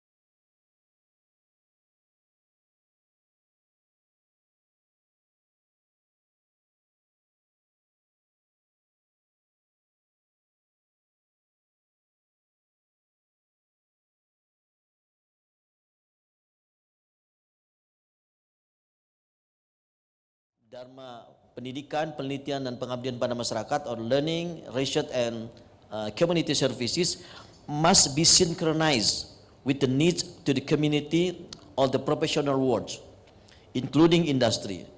The entire implementation of Tridharma perguruan tinggi must be able to encourage the creation of academic human resources who can meet the need of the professional world, whether in the world government, business or industry and society. Last month, Duta Kampus Merdeka program was launched by the Ministry of Pak Nadiem Anwar Makarim, one of whose duties was to initiate and disseminate information to the academic community and to coordinate program or curriculum synchronization between the academic curriculum and professional curriculum. Universitas Muhammadiyah Cirebon, as part of the perguruan tinggi Muhammadiyah se-Indonesia, is one of the important pillar of advanced Indonesian higher education. Sooner or later, it is better to form the independent campus ambassador of, we call Duta Kampus Merdeka in Universitas Muhammadiyah, that we call chain agent to MC campus on the two campuses around the Cirebon and also West Java. The last slide, please. Ladies and gentlemen, this is the last slide. At the end, I would like to discuss with you all about the role of university in the innovation system. Observing the cycle of the innovation system like in the screen, inform prototype, product, and laboratory scale. For this reason, higher education institution must take on three important roles. This consists, first one, role as a research center. And the second one, education center for regeneration of innovation. And the third, the last role is center of export of professor, academic, and research and doctoral student. These three roles are very important to build an academic environment that is oriented toward the job market and professional world. Through this role will be measured. Do university have contribute maximally to the need of the mission? Second, do university have contribute to improving the quality of life of surrounding community, regional and national, even in the world? And the last, do university has dedicated their knowledge and innovation to increase scientific insight and produce innovation-based product or the policies? These three questions are the closing of my presentation for this session. Last, I would like to invite to all attendees and all Indonesian university to join build the same mindset to advance our beloved nation by carrying out our perspective, scientific role and responsibility. Salam Kampus Merdeka. Assalamualaikum warahmatullahi wabarakatuh. Thank you very much.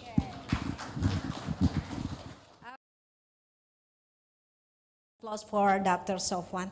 I bet that your presentation is really important for everybody here, because most of the participants in this international seminar are lecturers. So your information is really beneficial.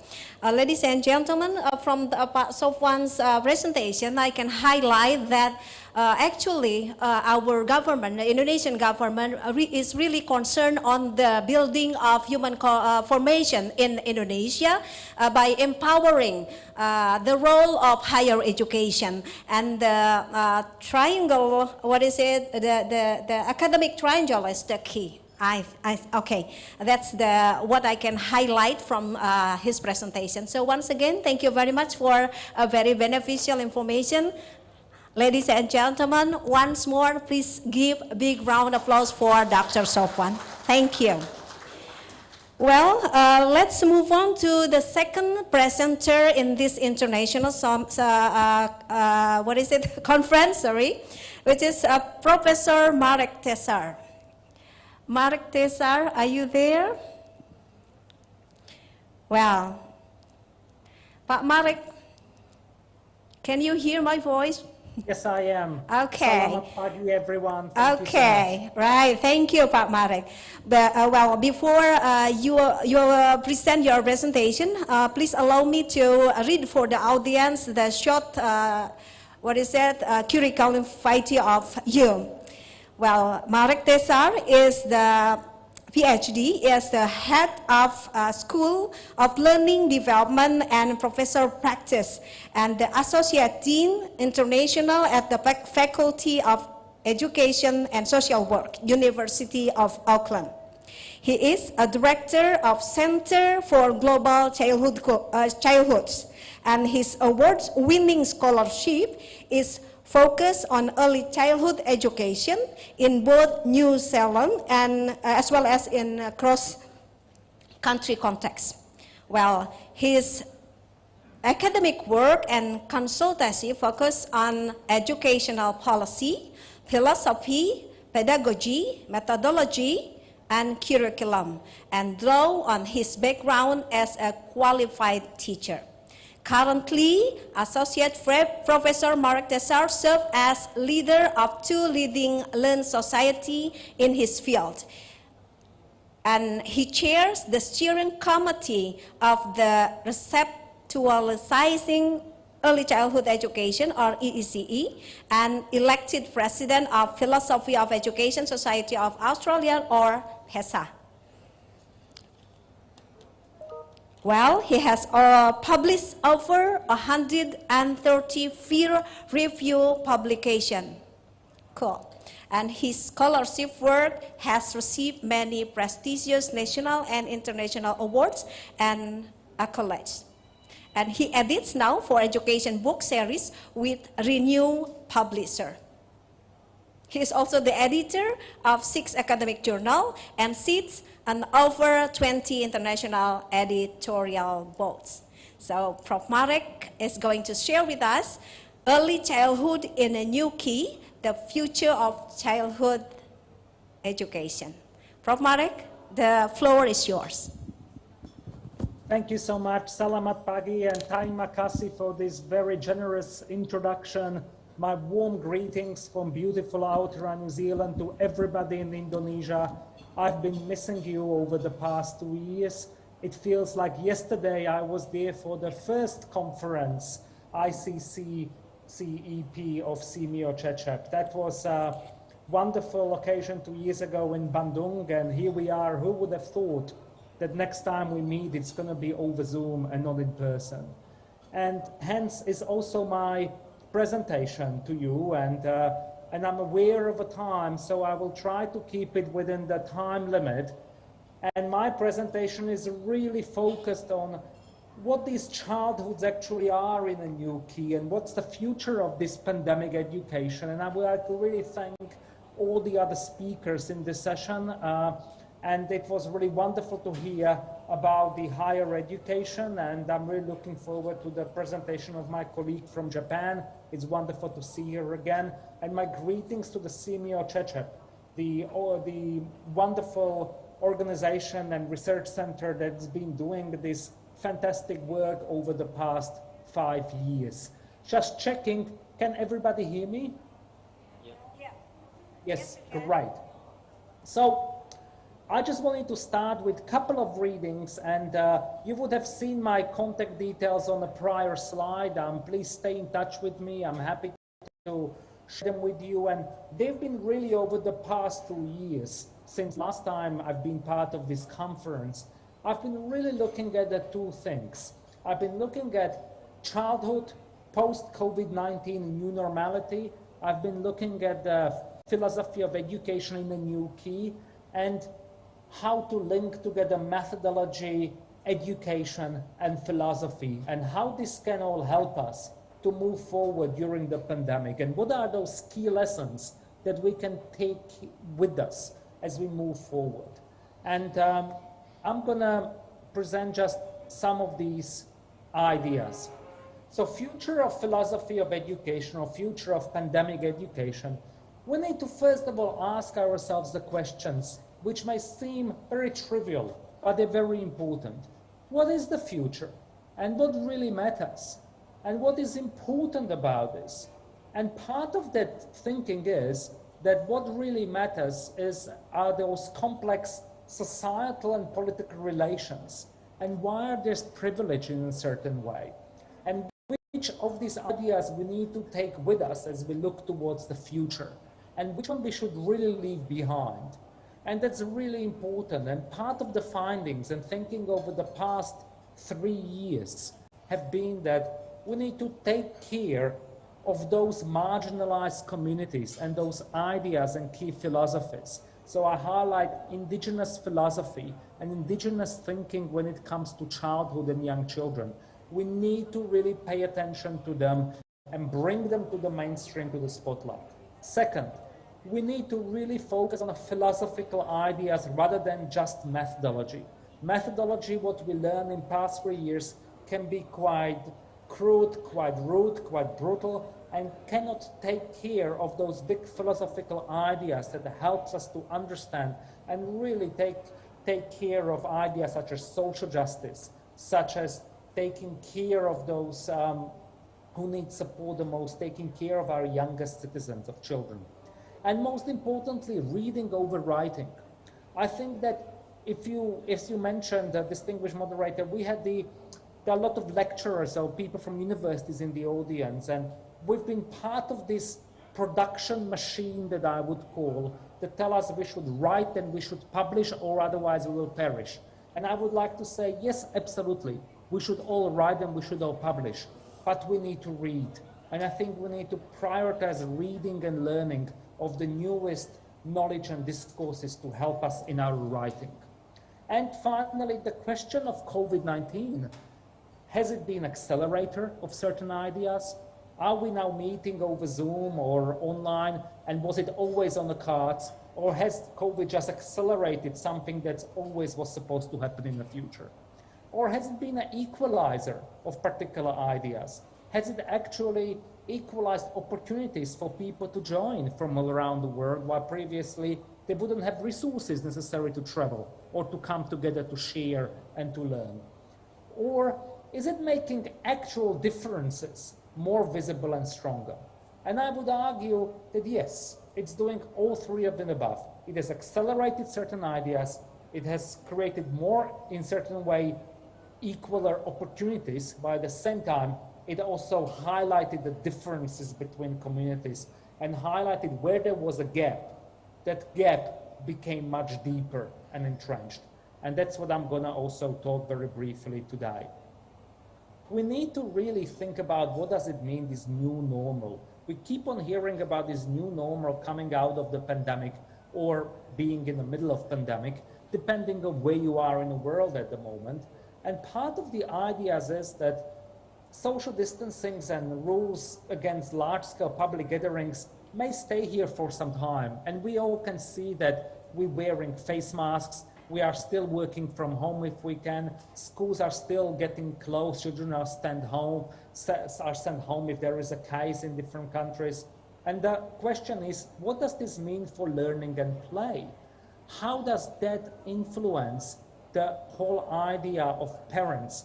How they need to strike the balance in their work between work and child raising? That's an extremely important question that needs to be researched. And the second one is, what will this new normal really look like for children of marginalized population, for instance? And how do we leave that less to a chance, but really support them? Because we sort of take to granted those who were from those children and those parents from middle class, from a mainstream, they were doing well before pandemic, and they were doing well during the pandemic, and they will do well after. But what about those children of marginalized communities that's been struggling before? That's the argument they're making. They are still struggling, and they will struggle, and we need to pay attention to them. What did we learn over the pandemic? What are some of the key aspects? And one of them is what I would argue, there's technologies, or all this connectedness, Zooms and Skype and WebEx and all the other sort of technological devices. They do not fix educational concerns and problems that we've been facing for centuries. Those problems are here to stay if we do not address them directly. We can't find and we can't rely on a quick fix that our classroom's going to be better because we have discovered that we can Zoom in or that we can have a guest lecturer from somewhere from overseas. There are much deeper rooted educational problems that we really need to focus on. The second thing that we've learned, and I want to highlight, is that parents are the first teachers indeed. There is an old truth that we talked about for some time in early childhood, that parents are the first teachers. They really are. And they've been throughout the pandemic. They've been doing double shift. They've been working and they've been looking after the parents and educating them at home. They really understood perhaps the most how our educational system is often broken and often not working fully. And we need to listen to parents more in order to understand how to change and what to make and how to improve our education system. The third point is that we need place, space, and bodies in education. We can't rely on online. It's wonderful to be able to connect with you through Zoom here. But I just wish I was right there with you and you can see me in person. You could see how I move. You could see how I move my hands up and down and how all of you are smiling or talking and so on. That's really important. The place of learning, the space of learning, the bodies that are part of the learning, they really matter. We cannot reduce education just to a discourse. Communities, they can really work together. That's the next lessons from the pandemic. And if communities can work together, supporting each other with kindness, as we've seen throughout the pandemic, we've seen those teddy bears in the windows, we've seen those signs everywhere, all around the world. From that, what happened in 2020 and in 2021, how can we make that extend and scale it up so our early childhood centers and our schools are really a place where communities come together, that it's really a place where children, teachers, parents, ministry officials, municipal officials, everybody's working together, and it's a community that collaborates. How can we scale up that experience, that positive experience of community from pandemic to our schools? And that's the question, that's the challenge I want to ask you right there at the conference. The next thing that we learned from this goes about we need to socially distance. We need to socially distance. And it's being interpreted as you need to be on your own. And I have to highlight that's not the case. Being physically distanced doesn't mean to be socially distanced. There are two separate things. And I think it's really important, those acts of kindness. I love those images from the United Nations. You can see children are being told you need to be bear apart. That means size of one bear. I know you don't have bears in Indonesia, but still, you know, imagine a bear and you need to stay those 2 meters apart. But you can still read someone from a window a fairy tale or a story to a neighbor. You don't have to be, by being physically distant, it doesn't mean that you need to be socially distanced. And we need to trouble this new normality, because empty classrooms, empty playgrounds, empty spaces, no matter what we do, they cannot be the new normality. The new normality needs to take the best of the pandemic and forget the worst.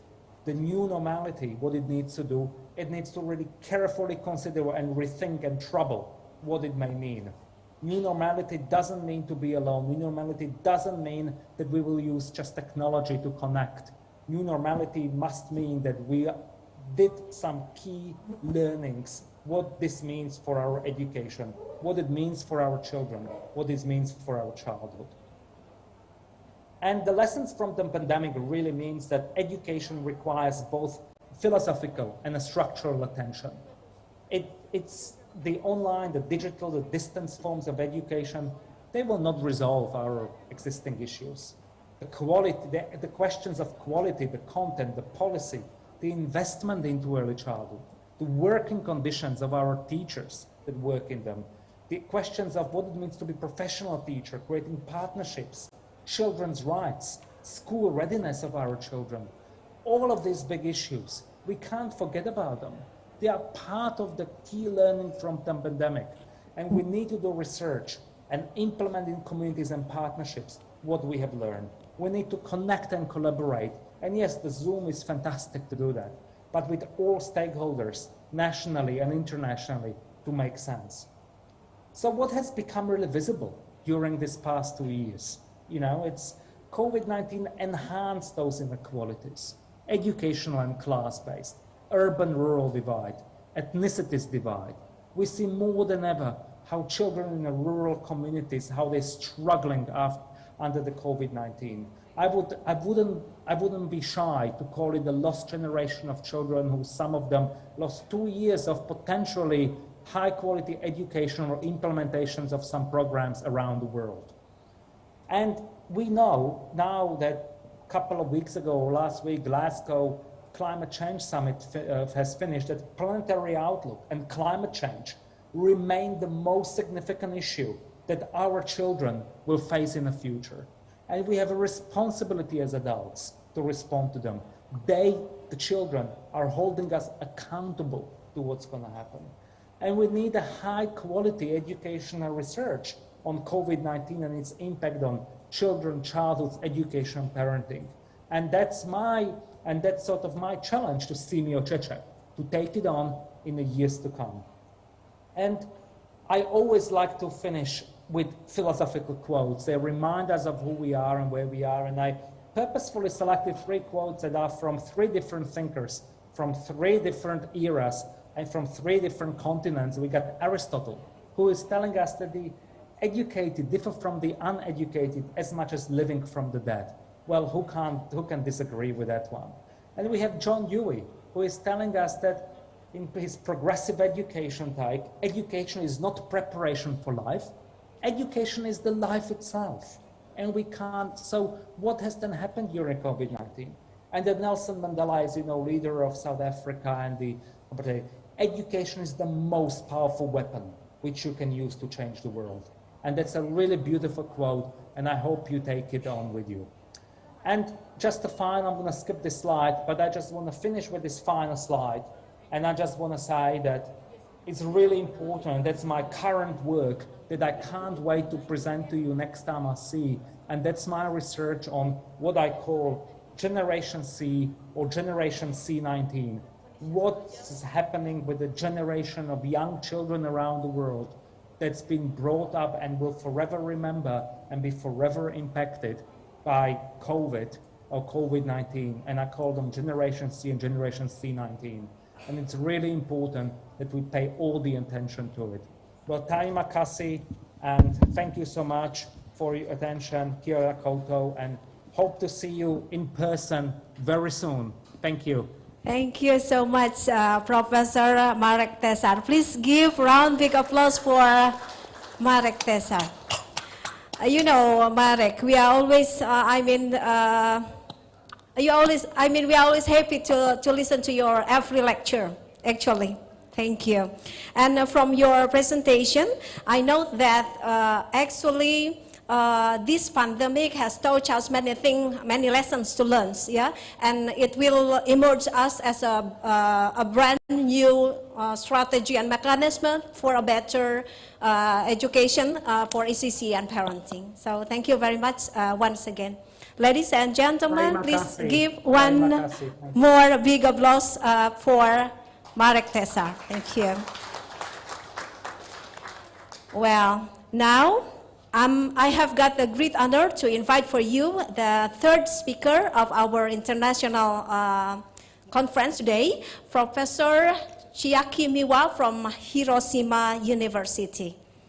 Yeah, before Prof. Miwa delivering the presentation, please allow me to read for all of you her curriculum vitae. Yes, Professor Miwa, actually from the file that you submit to us, actually there are so long, list to read, but I'm going to read it short. Allow me. So Professor Miwa is Associate Professor of Early Childhood Care and Education of the International Education Development Program at the Graduate School from Humanities and Social Science, Hiroshima University in Japan. And her work experiences include DOCV, or Japan Overseas Cooperation Volunteers in the Dominican Republic, UNICEF Chile, and Public and Private Teacher Education Colleges for ECCE in Japan. And Professor Miwa is a PhD and MA holder in International Development from Nagoya University, Japan, with MED obtained from University of Toronto, Canada. So the same like you, Canada. Professor Miwa co-authored a book titled ECCE in Developing Countries and International Assistance in Japanese, and one of her most recent papers is about relationship between young children's school readiness and primary school enrollment, grade reorientation, and complete in rural Cambodia. Currently, she is conducting a study on play-based learning on ECC in the developing countries. Well, since 2018, she has been the course leader of the International Training Program of Early Childhood Development for Asian country by JICA, or Japan International Cooperation Agency. In this plenary session, Professor Miwa will share with us Japan childhood care and education during the pandemic, the challenges and emerging opportunity for quality improvement. Prof. Miwa, the floor is yours. Thank you, Alice, for the nice presentation of my profile. And I just wonder that are you looking at the slide? Is my slide showing? Not yet, ma'am. Not yet. Yeah.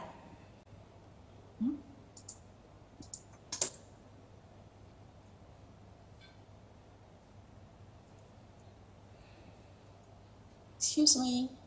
Yeah, I can see that you are trying to prepare it, but we can't see it yet.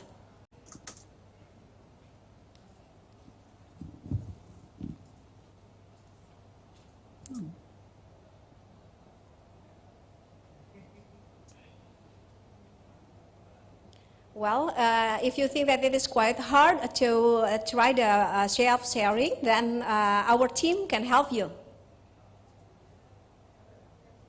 Okay.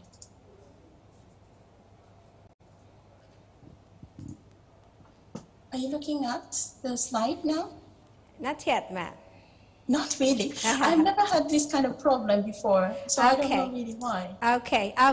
Pak Heri, could you please help to do the screen share? I have not sent them a PDF, no, a PowerPoint file. Not yet, so it is you should do that yourself then.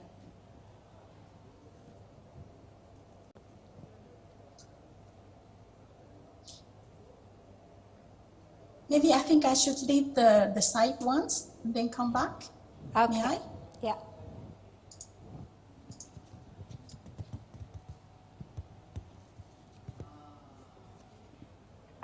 Excuse me. I'm sorry, Professor Miwa. I couldn't hear you. I mean your last sentence. What is it? You'll be back. Oke, Ibu dan Bapak, mohon waktu sebentar. Kelihatannya Prof. Miwa izin untuk leave dulu untuk kemudian rejoin dengan kita, ya, because he has got a kind of trouble to do the screen share.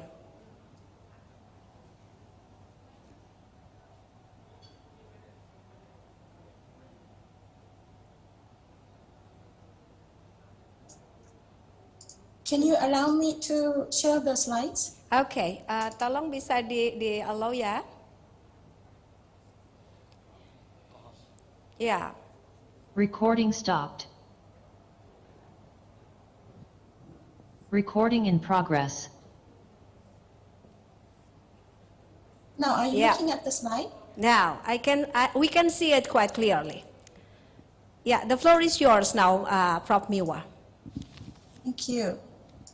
I'm really sorry for the trouble, and thank you, Dr. Priano, the Director of SESES, for giving me this valuable opportunity in this important conference. And it was very intriguing to listen to the other presentations by Dr. Sofwan and Marek.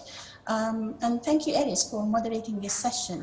So today I would like to talk about Japan's early childhood care education during the pandemic, and challenges and emerging opportunities for quality improvement. Well, we have been suffering enough for the adversity for the last 2 years. Despite the numerous negative effects, it is also true that the tough times bring opportunity for change. For example, the pandemic in Japan highlighted the delay in digitalization of public administration, which impeded smooth transfer of monetary benefits to restaurants, responding to the government's request for closure.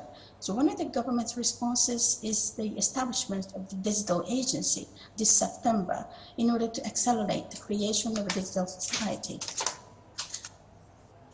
So my presentation has the purpose of describing what has happened to Japan's ECCE during the pandemic and identifying challenges and emerging opportunities for quality improvement. I have 3 questions. What has happened to Japan's ECCE, school education, and young children during the initial outbreak? Second, what strategies were used to promote child development in Japan's ECCE during the pandemic? And what challenges are identified and what kind of opportunities emerged? So before I talk about the my content of my presentation, I should briefly show you the panorama of the current ECCE and child rearing support system in the country, as shown in this figure. I must admit that we still have a rather complicated system, at least although that we have a more unified system than before. Japan's ECCE has long been provided by kindergartens attending children aged 3 to 5, which is a school administered by the Ministry of Education, and by nursery centers that look after children aged 0 to 5, which are child welfare institutions for working parents administered by Ministry of Health, Labor and Welfare. A new category of EC centers were first introduced in 2006 in order to accommodate children aged 0 to 5 regardless of their parents' working status. ECC centers were reformed in 2015, and a collaborative type of certified nursery center and kindergarten was created as a single facility positioned both as a school as a child welfare institution. There are 4 other types of small-scale child care services for children aged below 3, licensed by municipal governments. The other options are kindergartens outside the new system, ECC classroom as special needs schools, and uncertified nursery centers. I'm going to skip this slide. So what has happened to Japan's ECCE, school education, and young children during the initial outbreak? Let me talk about the world data on COVID-19. Japan ranks 29th in the world according to the accumulated number of coronavirus patients. There has been 5 waves in the past in the number of COVID-19 cases, recording the highest in the 5th wave. Japanese government called for a closure of school nationwide on March 2nd, 2020, including primary, junior high, high schools, and special needs schools. Children were expected to return for school in early April, which is the beginning of the new academic year. There was reason given for this closure. However, strangely, kindergarten, nursery centers, ECC centers, and after-school care programs were excluded from the national school closure. Child welfare institutions were requested to be open in principle for caring children of working parents. Kindergartens may have some children of similar needs, thus excluded from the national closure. Then it was left to local government to decide what to do with the kindergartens. When the national school closure was nearly ending, the state of emergency was declared on April 7, 2020, later extended to nationwide. Being different from lockdowns, this declaration does not have any legal enforcement to make people stay at home. Anyway, many local governments decided to extend the school closure period. Nursery centers and others were requested to accept children of parents who were essential workers only. But how could they judge who were essential workers or not? Some parents continue to use their services. By the way, this poster shows that preventive measures of the outbreaks by avoiding 3 C's: closed spaces, crowded places, and close contact settings. However, there are daily occurrences at nursery centers, as you know. So, what has happened to kindergartens? The national data shows that actually many of them were closed in April and May. Because kindergartens are defined as schools by law, the school health and safety law applies to them, which describes the preventive measures for infectious diseases, such as temporal closure. What about nursery centers? On the contrary, very few of them were closed, being child welfare institutions. EC guidelines for nursery centers refer to how to deal with a case of flu, but no difference made to the pandemic. Since there is no legal provisions for temporal central closure, what to do? And so which also led to the confusion in the field. How were teachers during the first wave? Many felt increased levels of stress among them. What about young children? Parents expressed concerns on the increased use of media, such as TV and videos, and irregular life hours during the state of emergency. Let me move on to the second question. What kinds of supports were given to children not attending ECC in the first wave? Well, most of them used phones and postal services. Only some used website and their own videos for information dissemination. Regarding preventive measures other than the ordinary method of masks and in disinfectant solutions, many reconsidered the events such as seasonal festivals, ceremonies, which often take up much time for preparation and implementation, and sometimes only to please their parents. Many of the events were either cancelled or downsized. Also, interestingly, some started to use ICT for organizing parental meetings.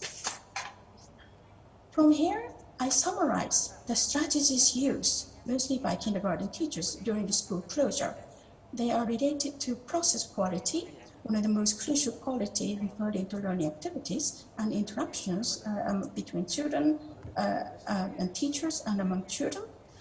Different kinds of supports were provided to children at home for enriching child play, for maintaining regular routines in kindergarten after reopening, among others. I will not explain all these details, however. You would notice that all the strategies used are for promoting child development holistically through play. This first picture shows regular online classes, although there are not many kindergartens who use that ICT. The second shows a checklist for maintaining children's daily routines and healthcare provided by the kindergarten. The third shows materials for craft work sent to children. The table 4 gives a summary of strategies used after reopening, mostly by kindergartens. You would notice once again that the holistic child development is promoted through play. I should refer to 3 points here. One, we make much of nurturing children's initiatives in ECCE. The right picture says this house can accommodate only 2 people inside. Actually, this rule was discussed among children to decide it by themselves. The middle picture shows the standing points in front of the sink so that the children can think by themselves without being said, don't do this and do that. They use footprints of animals for fun. The last picture shows how to facilitate peer interactions among different groups in staggered attendance system. Teachers displayed photos of the play of other groups with their comments. The last table shows the strategies used in the operational quality, which is about management and planning. You would notice that local government should think of strategies for those children who belong to more vulnerable groups in society. I would like to show you the strategies used by primary school teachers during the school closure time to deepen understanding of the situation of school children in Japan. This figure reveals a serious delay of digitalization of schools and teachers in Japan. For understanding and monitoring progress of children, they also rely much on traditional methods. Similar to ECCE, primary schools needed to reconsider school events after school reopening. They also showed that the use of ICT was one of the important pending tasks. So during the first wave, stunned by the serious delay of digitalization of schools, the government decided to accelerate GIGA school plan to provide each child with a tablet and Note PC at all primary and junior high schools. It was almost completed in July this year. So finally, I come to the last question. What challenges were identified in Japan's ECC? Actually, most of them had been identified as issues for long. However, the true magnitude of those problems were felt among stakeholders. A complex administration system in Japan's ECE leading to much confusion in the field, as I have been explaining, and serious delay in the use of ICT for reducing heavy workloads and increasing work efficiency. Continuous ECC practice such as many events without questioning its true meaning for children. And significance of ECC and its professionals for society not duly recognized. So what would happen? Actually, a unified administrative body, such as the Children's Agency, is currently under discussion. It could be possible in the future that we would have a unified administrative body covering all ECC services. The use of ICT in ECC management and planning would be accelerated, at least in the plan management and planning, but not for teaching or playing. Better communication with parents, more opportunities, and in-service training would be also possible with the wider use of ICT.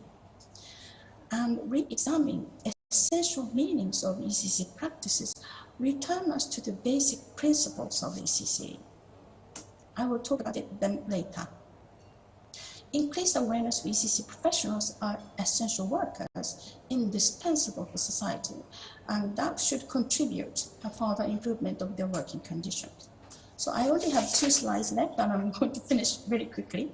I would like to elaborate further on the third point about the basic principles of ECC.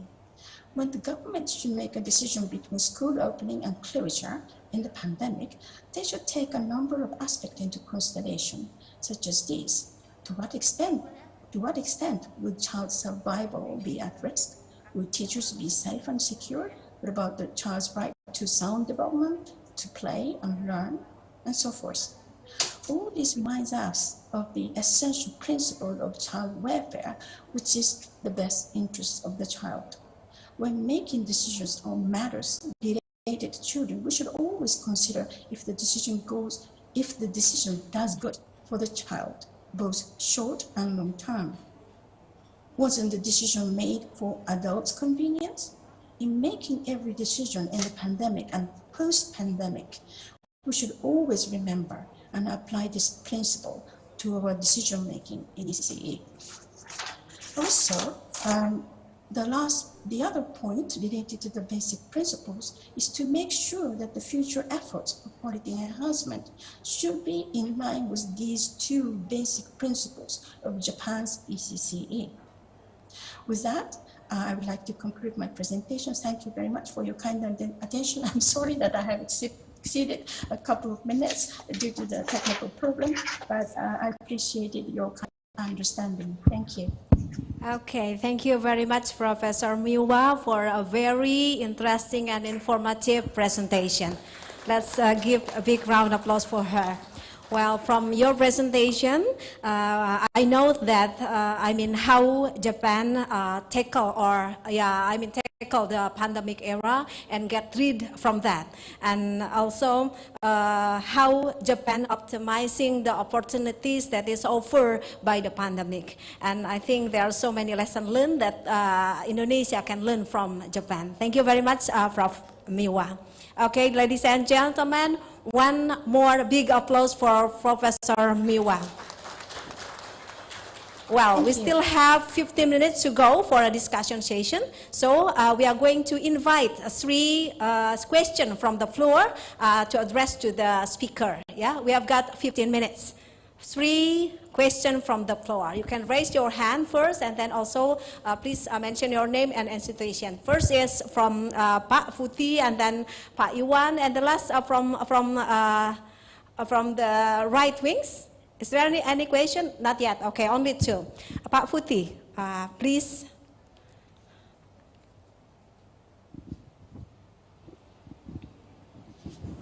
Okay, thank you very much for the moderator. My name is Woti. I'm working for the Simeo Cecep as a Deputy Director for Programs. My question is to Pak Sofan, because you said in your presentation that the research fund is still low. What is the government do the policy to develop the policy to improve the research fund from the government or from the Ministry of Education to enforcement of the private sector to provide their fund to be research fund for the other academic institution. My second question to Dr. Marek Tessa, you said that the parent is the first teacher indeed. What is the programs in New Zealand to do this for the parents programs in Marek Tessa? And my third question to Professor Miwa. What is the requirement to reopen the CCE center in Japan? Because in Indonesia we classify the zones green, yellow, and red, orange and reds, and then it will be with the strict protocol. But in Japan, how can the government requirements to be reopened the ECC center again? Thank you. Thank you very much, Pak Futi. So you give it the question very fairly for each speaker. One for Pak Sofwan, and then one for Prof. Marek, and one for Prof. Miwa. I would like to invite the second question from Pak Iwan, please. Thank you. This question is especially for Professor Marek Tessar. Your presentation raised so many questions. There have been huge changes during pandemic era. It has its impact in our lives, social lives, relationship, using the technology, even the way we see the education. So it needs a lot of picture, and yet the study that we can find so far are mostly partial and separate areas, and they are quite rare. So can you give us in CMA Cecep a guide or a hint what or where we should start? At this specific clue, so we can figure out what path we should take, and so we can understand where this path might be going. Thank you. Okay, thank you very much, Pak Iwan, for the question. I still wait for the third question from other participants. Is that any? No. Okay. I think only 4 questions, yeah, for all of you. Probably it's time for all of you for the speaker to respond to the question. The first is for Pak Sofwan. Would you kindly answer it first? Thank you, Pak Futi. Your second one is about very limited funding for the research, both from the government or industry. Yeah, as my presentation is national funding for research is only 0.8 from the product domestic brutto. Is in quantity is about like 11 or 12 trillion rupiah, something like that. But ideally it should be 200s. It's only 110. So how come the government to improve and give the policy? The first one is unified research institution, both in industry or especially in government institution. So now, before, we have several institution research for each ministry, or also in non-ministerial research funding. But now it's unified in one minister. That is Minister of Education, Culture, Research and Technology. So this is compiling all the funding research from all institutions in one minister. This is very helpful to improve funding scheme. The second one, government give the tax deduction from the industry. Because what? Because industry is only allocate 25% from the whole national funding research.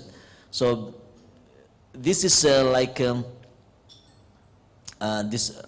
soft policy from the government to industry. Soft industry that allocated funding research in that production can take deduction, but not only take deduction, but double take deduction. And the third, we improve, collaboration between academic curriculum and industrial curriculum. So that's why the Ministry Nadiem Makarim create the policy, this concrete policy Merdeka Belajar, Kamus Merdeka Soto, between link and match between academician and industry. That is the third policy that's coming from the government. Thank you very much. Thank you very much, Pak Sofwan. Yeah, thank you very much. I do hope that Pak Sofwan responds and answer your question, Pak Putih. Thank you. Okay, now we go to Professor Marek Tesar. We have got two questions for you, and I bet that you have already noted what the question is. Okay, please, time is yours. Thank you so much. How lovely to see everyone. All this discussion just reminded me from colleagues from Simeo Cecep, just reminded me how much I miss your scholarly and your passion for early childhood education, and the work that I just want to really acknowledge from New Zealand, the work that you're doing for Indonesia and for Simeo and for the whole Southeast Asia. We're really watching and we're noticing the work that's being done. So thank you for that. To answer the question that I think it was, it's hard to understand because there is an echo, but I think it was, it was Dr. Vuti, right? Pak Vuti, my old friend from Simeo Cecep, asked the first question. And the question was, what does it mean to be, that I argued in my presentation that parents are the first educators of a child. And the question was, so what is happening in Aotearoa, New Zealand in support of that? And my answer would be roundabout. Well, what is happening in New Zealand around parenting education or parenting is that we do truly believe that parents are the first educators and they are the experts and we are here to support them.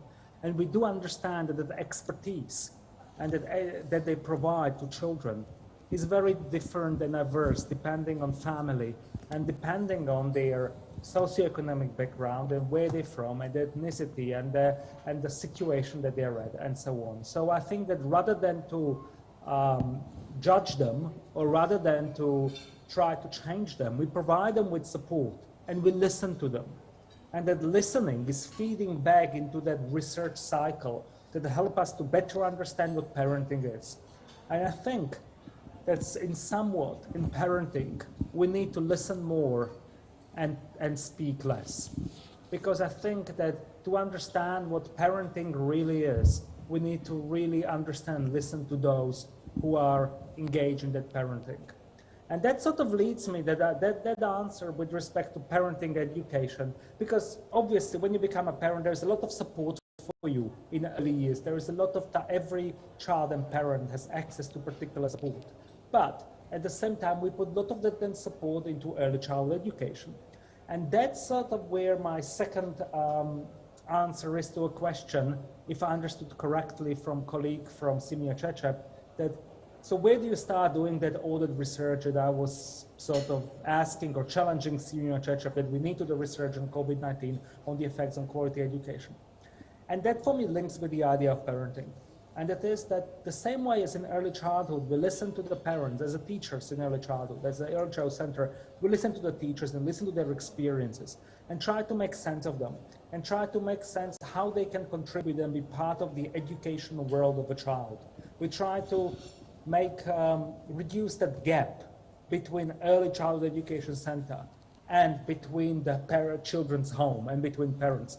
We try to bring them together and see how they can form this kind of united, alliance that will support the child's learning, child's development, child's play, child's well-being. And that links to me, so where shall we start if we are to research what's been happening in past 2 years and how to make sense of it? Well, I do think that one thing that we need to start doing is we need to start listening to those experiences. I think that capturing those voices of those children, of those parents, of those teachers, what's been happening to them and with them during this time is absolutely critical. And that will help us to understand what's the real difference between the participation in early childhood education and between the quality early childhood education, which are two very different things. That will help us to understand who is a professional teacher and what does that professionalism means and how it is manifested, and then what we can do to support it and what kind of resources and capacity building we can put in place for them. And the same way listening to parents to understand what they went through in past 2 years, and many of us here on the call are parents, so we know very well what it was like. And we do know that listening to those voices and understanding what actually parenting is and how it can really support and be part of the child's education and child's well-being is critical. And Simio Cecep has a key role here, in my opinion, because at the heart of Simio Cecep is a child. When we designed Simio Cecep, we were talking about who is at the center of Simio Cecep. It's a child. So let's listen to the child. Let's make child the center of the research, but not as an object, but as a subject, as someone who can tell us what they feel and how they've been. And that would be revolutionary and really could challenge this COVID-19 time. So that would be my advice. However, I'm very happy to come, hopefully next year, back to Simio Cecep and help you design and co-fund fantastic post-COVID-19 educational research project that will transform the system. Thank you, Terima kasih. Thank you very much. And we are waiting for that, Prof. Marek. Thank you very much. Yeah. Now we go to the third question addressed for Professor Miwa. What is the requirement to reopen the ECCE school? Yeah, addressed by Pak Futi. Prof. Miwa. Thank you. Actually, the national closure only happened in April and in May in 2020. And after that, all the kindergartens and nursery centers and schools are reopened. So they will be closed when there is a patient of coronavirus in the classroom. Whether the whole school have to be closed or only partial part of the classroom, only one classroom should be closed, it should be decided in consultation with the local governments. And about the reopening, about the return of that child to the school after the 4 days after all the symptoms disappeared, and then they can he or she can come back, but with the proof written by the medical doctor as well. Okay, thank you very much, Professor Miwa. So we can learn that there are kind of a particular criteria to reopen, that we have to consider to reopen the ECC. Okay.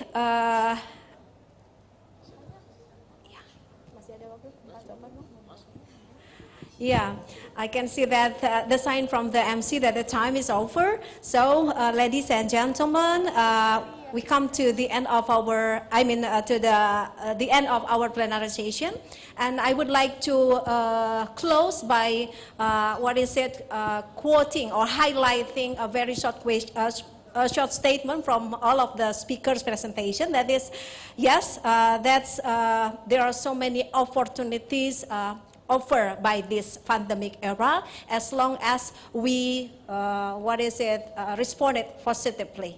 Yeah, do you agree with that, Marek? Yeah. Okay, ladies and gentlemen, once more I would like to thank the speakers from a very interesting, informative, and insightful thought on and also inspiration. And I would like to hand the microphone to the MC. I invite also to give once more big round of applause to our speaker in this first plenary session. Thank you very much. I'm Alice Rosdiawati. Assalamualaikum warahmatullahi wabarakatuh. Waalaikumsalam warahmatullahi wabarakatuh. And so please for all the speakers and moderator for this first session to not kind of leave the meeting room.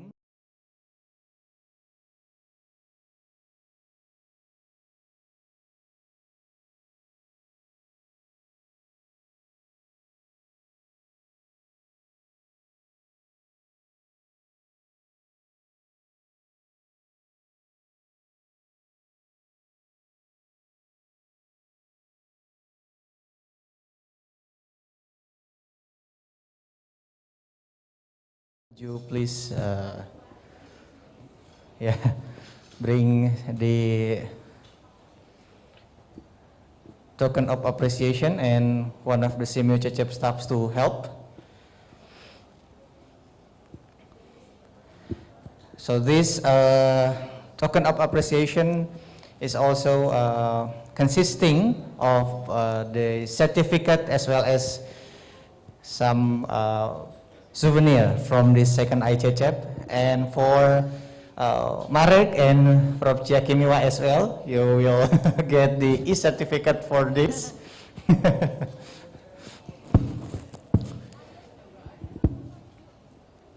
So the first one will be given to Pak Sofwan.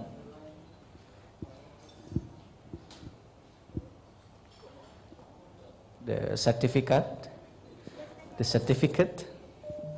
Boleh Bapak dan Ibu tepuk tangannya untuk Pak Sofwan yang tadi juga telah berbagi bersama kita di sesi plenary yang pertama.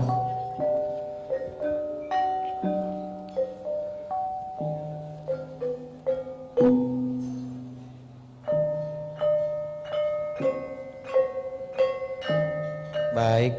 Masih ada satu souvenir. So we have also the souvenir for Pak Sofwan from this second ICCEP.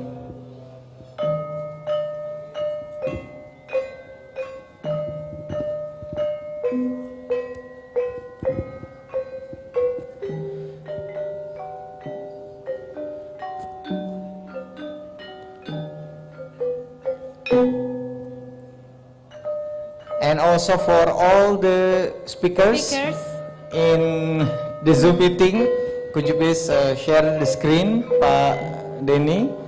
So Pak Direktur, we also have the e-certificate for Marek Tesar. And also for Professor Ciakimiwa. And also for Professor Ciakimiwa. Thank you so much. Thank you so much. Terima kasih, thank you. Sama-sama. Professor Marek, thank you very much for sharing with us today. Please go back to your seat, Pak Direktur. Also, thank you very much for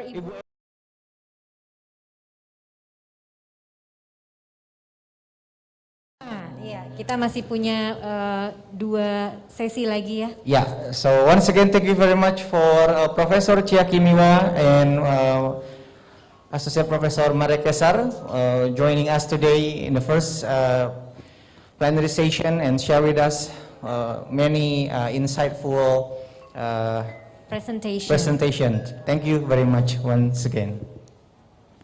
Thank you. And then Yes, thank you and have a nice day. All right, so the next agenda will be break. So Yes, we have lunch break. Jadi Lunch Bapak break. dan Ibu, kita akan rehat dulu untuk makan siang dan juga ibadah sholat zuhur.